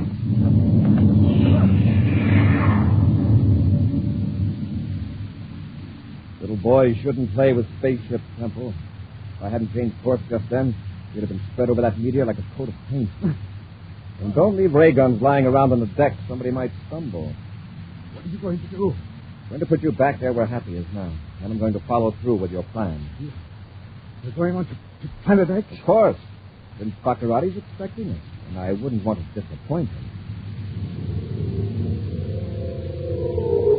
Floating over his expected triumph over the United Planets and upon the capture of Commander Corey by his secret agent, Eric Temple, Prince Baccarati sits in his tower, lost in the dreams of power and glory, his fingers fondling the spacephone controls that at his will can destroy the 10 largest cities of the solar system.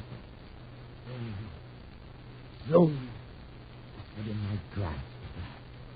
The greatest empire any mortal has ever controlled. Your Highness.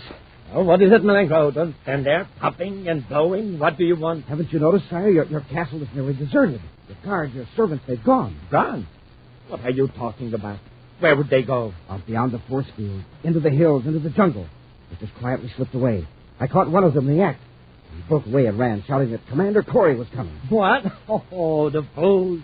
Let them go. They heard about the idiotic space patrol invasion on Planet X. Then, when they heard Corey was due, they thought he was coming as a conqueror. So let them go. But, Your Highness, Professor Kraken is gone, too.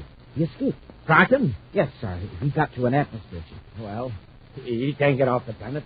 True, Your Highness, but with the spaceophone, he might be able to warn the space patrol about the Krakenite bomb. You're right. The cities could be evacuated. Then, Your Highness, we had better search for Professor Kraken immediately. That's right. Oh, come on, Malenko. Don't just stand there. Let's get to my spaceship.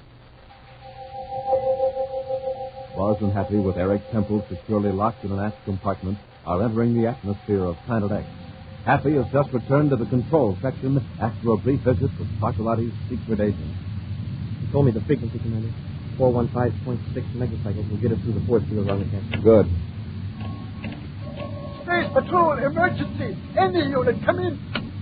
Space Patrol responding to emergency call. Identify yourself. This is Professor Kraken. I've just escaped from Prince Baccarati's castle in an atmosphere ship. And these fellows, there's a spaceship approaching rapidly. Give me your position. That's not important. Every planet in the solar system is in danger. Baccarati can blast the 10 largest cities to pieces at any moment. They must be evacuated at once. Please, believe me. I made the bombs that are now concealed in those cities. I believe you, Professor. Give me your position. I think I've picked him up, Commander. There's an atmosphere ship in the viewscope. It coincides with the spaceophone signal. Hey, and here comes a spaceship. And by the looks of it, it's Baccarati. Professor, use evasive action. We'll be right with you. No use. He's firing at me. Warn United Planets. Baccarati is... Cut off. I think he's been hit. Stand by to fire space torpedo taps. We're going after Baccarati.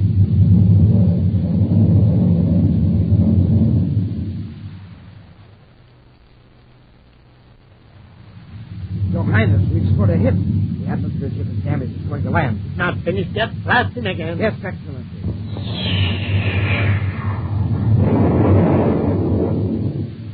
Oh, you're off range, Malenko. Fire again. Your Highness, look. There's a spaceship 12 degrees high, and it's coming toward us. A small Class C cruiser. That must be Temple, bringing Corey in. The fool! He's firing at us. What's wrong with that idiot? Perhaps Corey. I'll go on, say it. Perhaps Corey is no longer a captive. That bungling Temple! He shouldn't have tried to bring Corey here. Sire, we're not far from the castle. If we can make it through the port... There isn't time. Corey could blast us before we made it. But what can we do? Spartan's Landing. Set our ship down near him. Corey won't dare fire at us then. Yes, Your Highness. When we've landed, make a rush at Spartan. We'll take him alive. Then we'll make Corey believe Spartan's safety is the only way to save those cities from being destroyed. That Baccarati ship lined up, sir. Hold your fire, Hap. Yes, sir. Maybe he's hit. He's going to land. Sitting down right near Crocken's ship. You don't dare fire at him now. Baccarati wants to settle this on the ground. That's all right with me. Stand by for a quick landing, Hap. Standing by. Full repeller ray.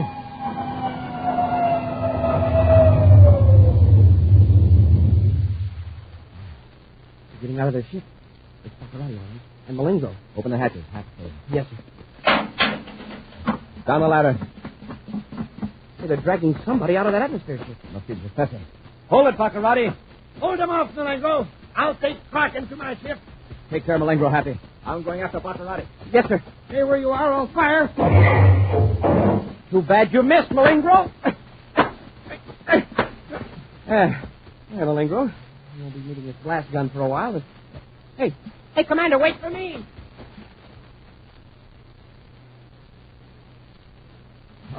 All right, Kraken. Get into the ship. Up the ladder, quickly. And hurry up.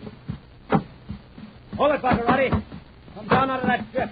Come and get me, Corey. Commander, quick, he's closing the hatch. No, he isn't. All right, Baccarati. Let go of the professor. Don't come any nearer, Corey. We're all through. Get away from those controls. Won't do any good to try to blast off now. It's just the spaceophone I'm interested in. There. Now, if you take one more step, I will destroy Terra. This transmitter is tuned to the frequency that will set off a crocodile bomb. Hidden in the heart of Terra. And there are 9 other bombs. In 9 other cities. The professor can confirm that. He made them. Terra would be wiped out. Is that right, Professor?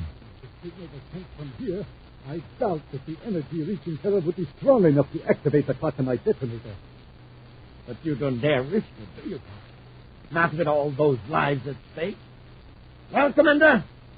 All right, Baccarati. I can't take the chance. Splendid choice. Now, Cadet, if you will bring me that blessed gun you took from Malengo, and the Commander's ray gun, too, if you please. Go ahead, Happy. There's nothing you can do. Yes, sir. And remember, my hand is on this switch. In a split second, I can send an impulse toward Terra. Okay. Here's your weapons. Thank you. Now, step back to me. And now that I'm in full command, let us test this crocodile bomb. Perhaps the spaceship transmitter is powerful enough after all. Baccarati, you promised. I promised nothing. Now, don't move, any of you. Here goes Terra.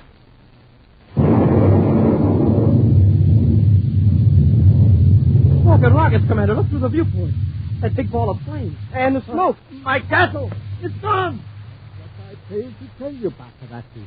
I made 11 bombs. The last one was set to the same frequency as the one on Terra. And I hid it in that castle. My castle. My beautiful castle. Wiped off the face of the planet. All right, Baccarati, I'll take those weapons. Everything's gone. My castle, my empire, everything. Doesn't anybody understand? Take him to the other ship, Happy. I'm going to check on Sarah.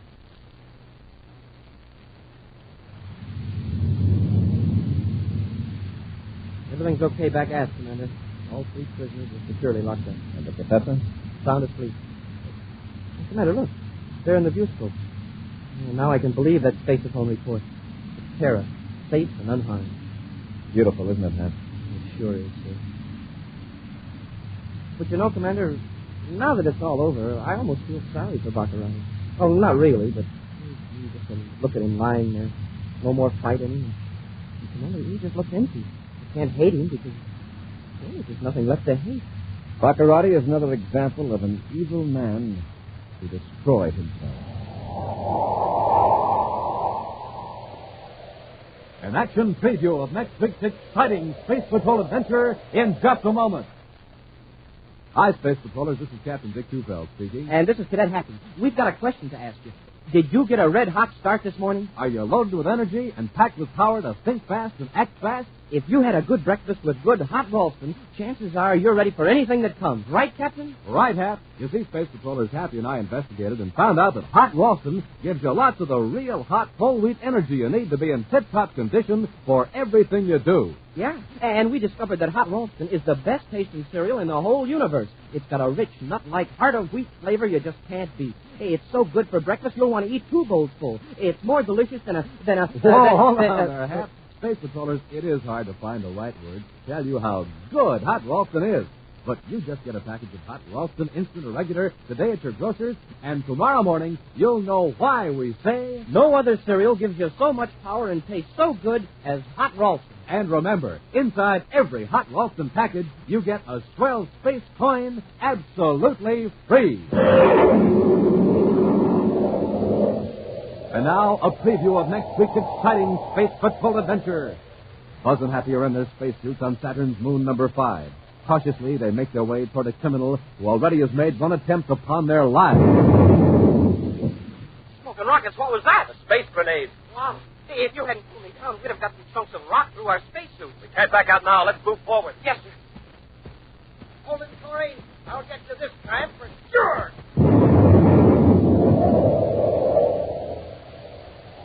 Be sure to join us again next week for the thrilling story, The Lost Thunder, when Wheat Check, Rice Check, and Good Hot Ralston again present Space Patrol! Space Patrol, created by Mike Moser, starring Ed Kemmer as Commander Corey and Lynn Osborne as Cadet Happy, was written by Lou Houston, produced and directed by Larry Robertson, executive producer Mike Devery. Other players were Bela Kovach, Norman Jolly, Jerome Sheldon, and Stephen Robertson. Dick Tufeld speaking. Now, don't forget to tune in next Saturday and every Saturday when Instant Ralston and Regular Ralston again present Space Patrol!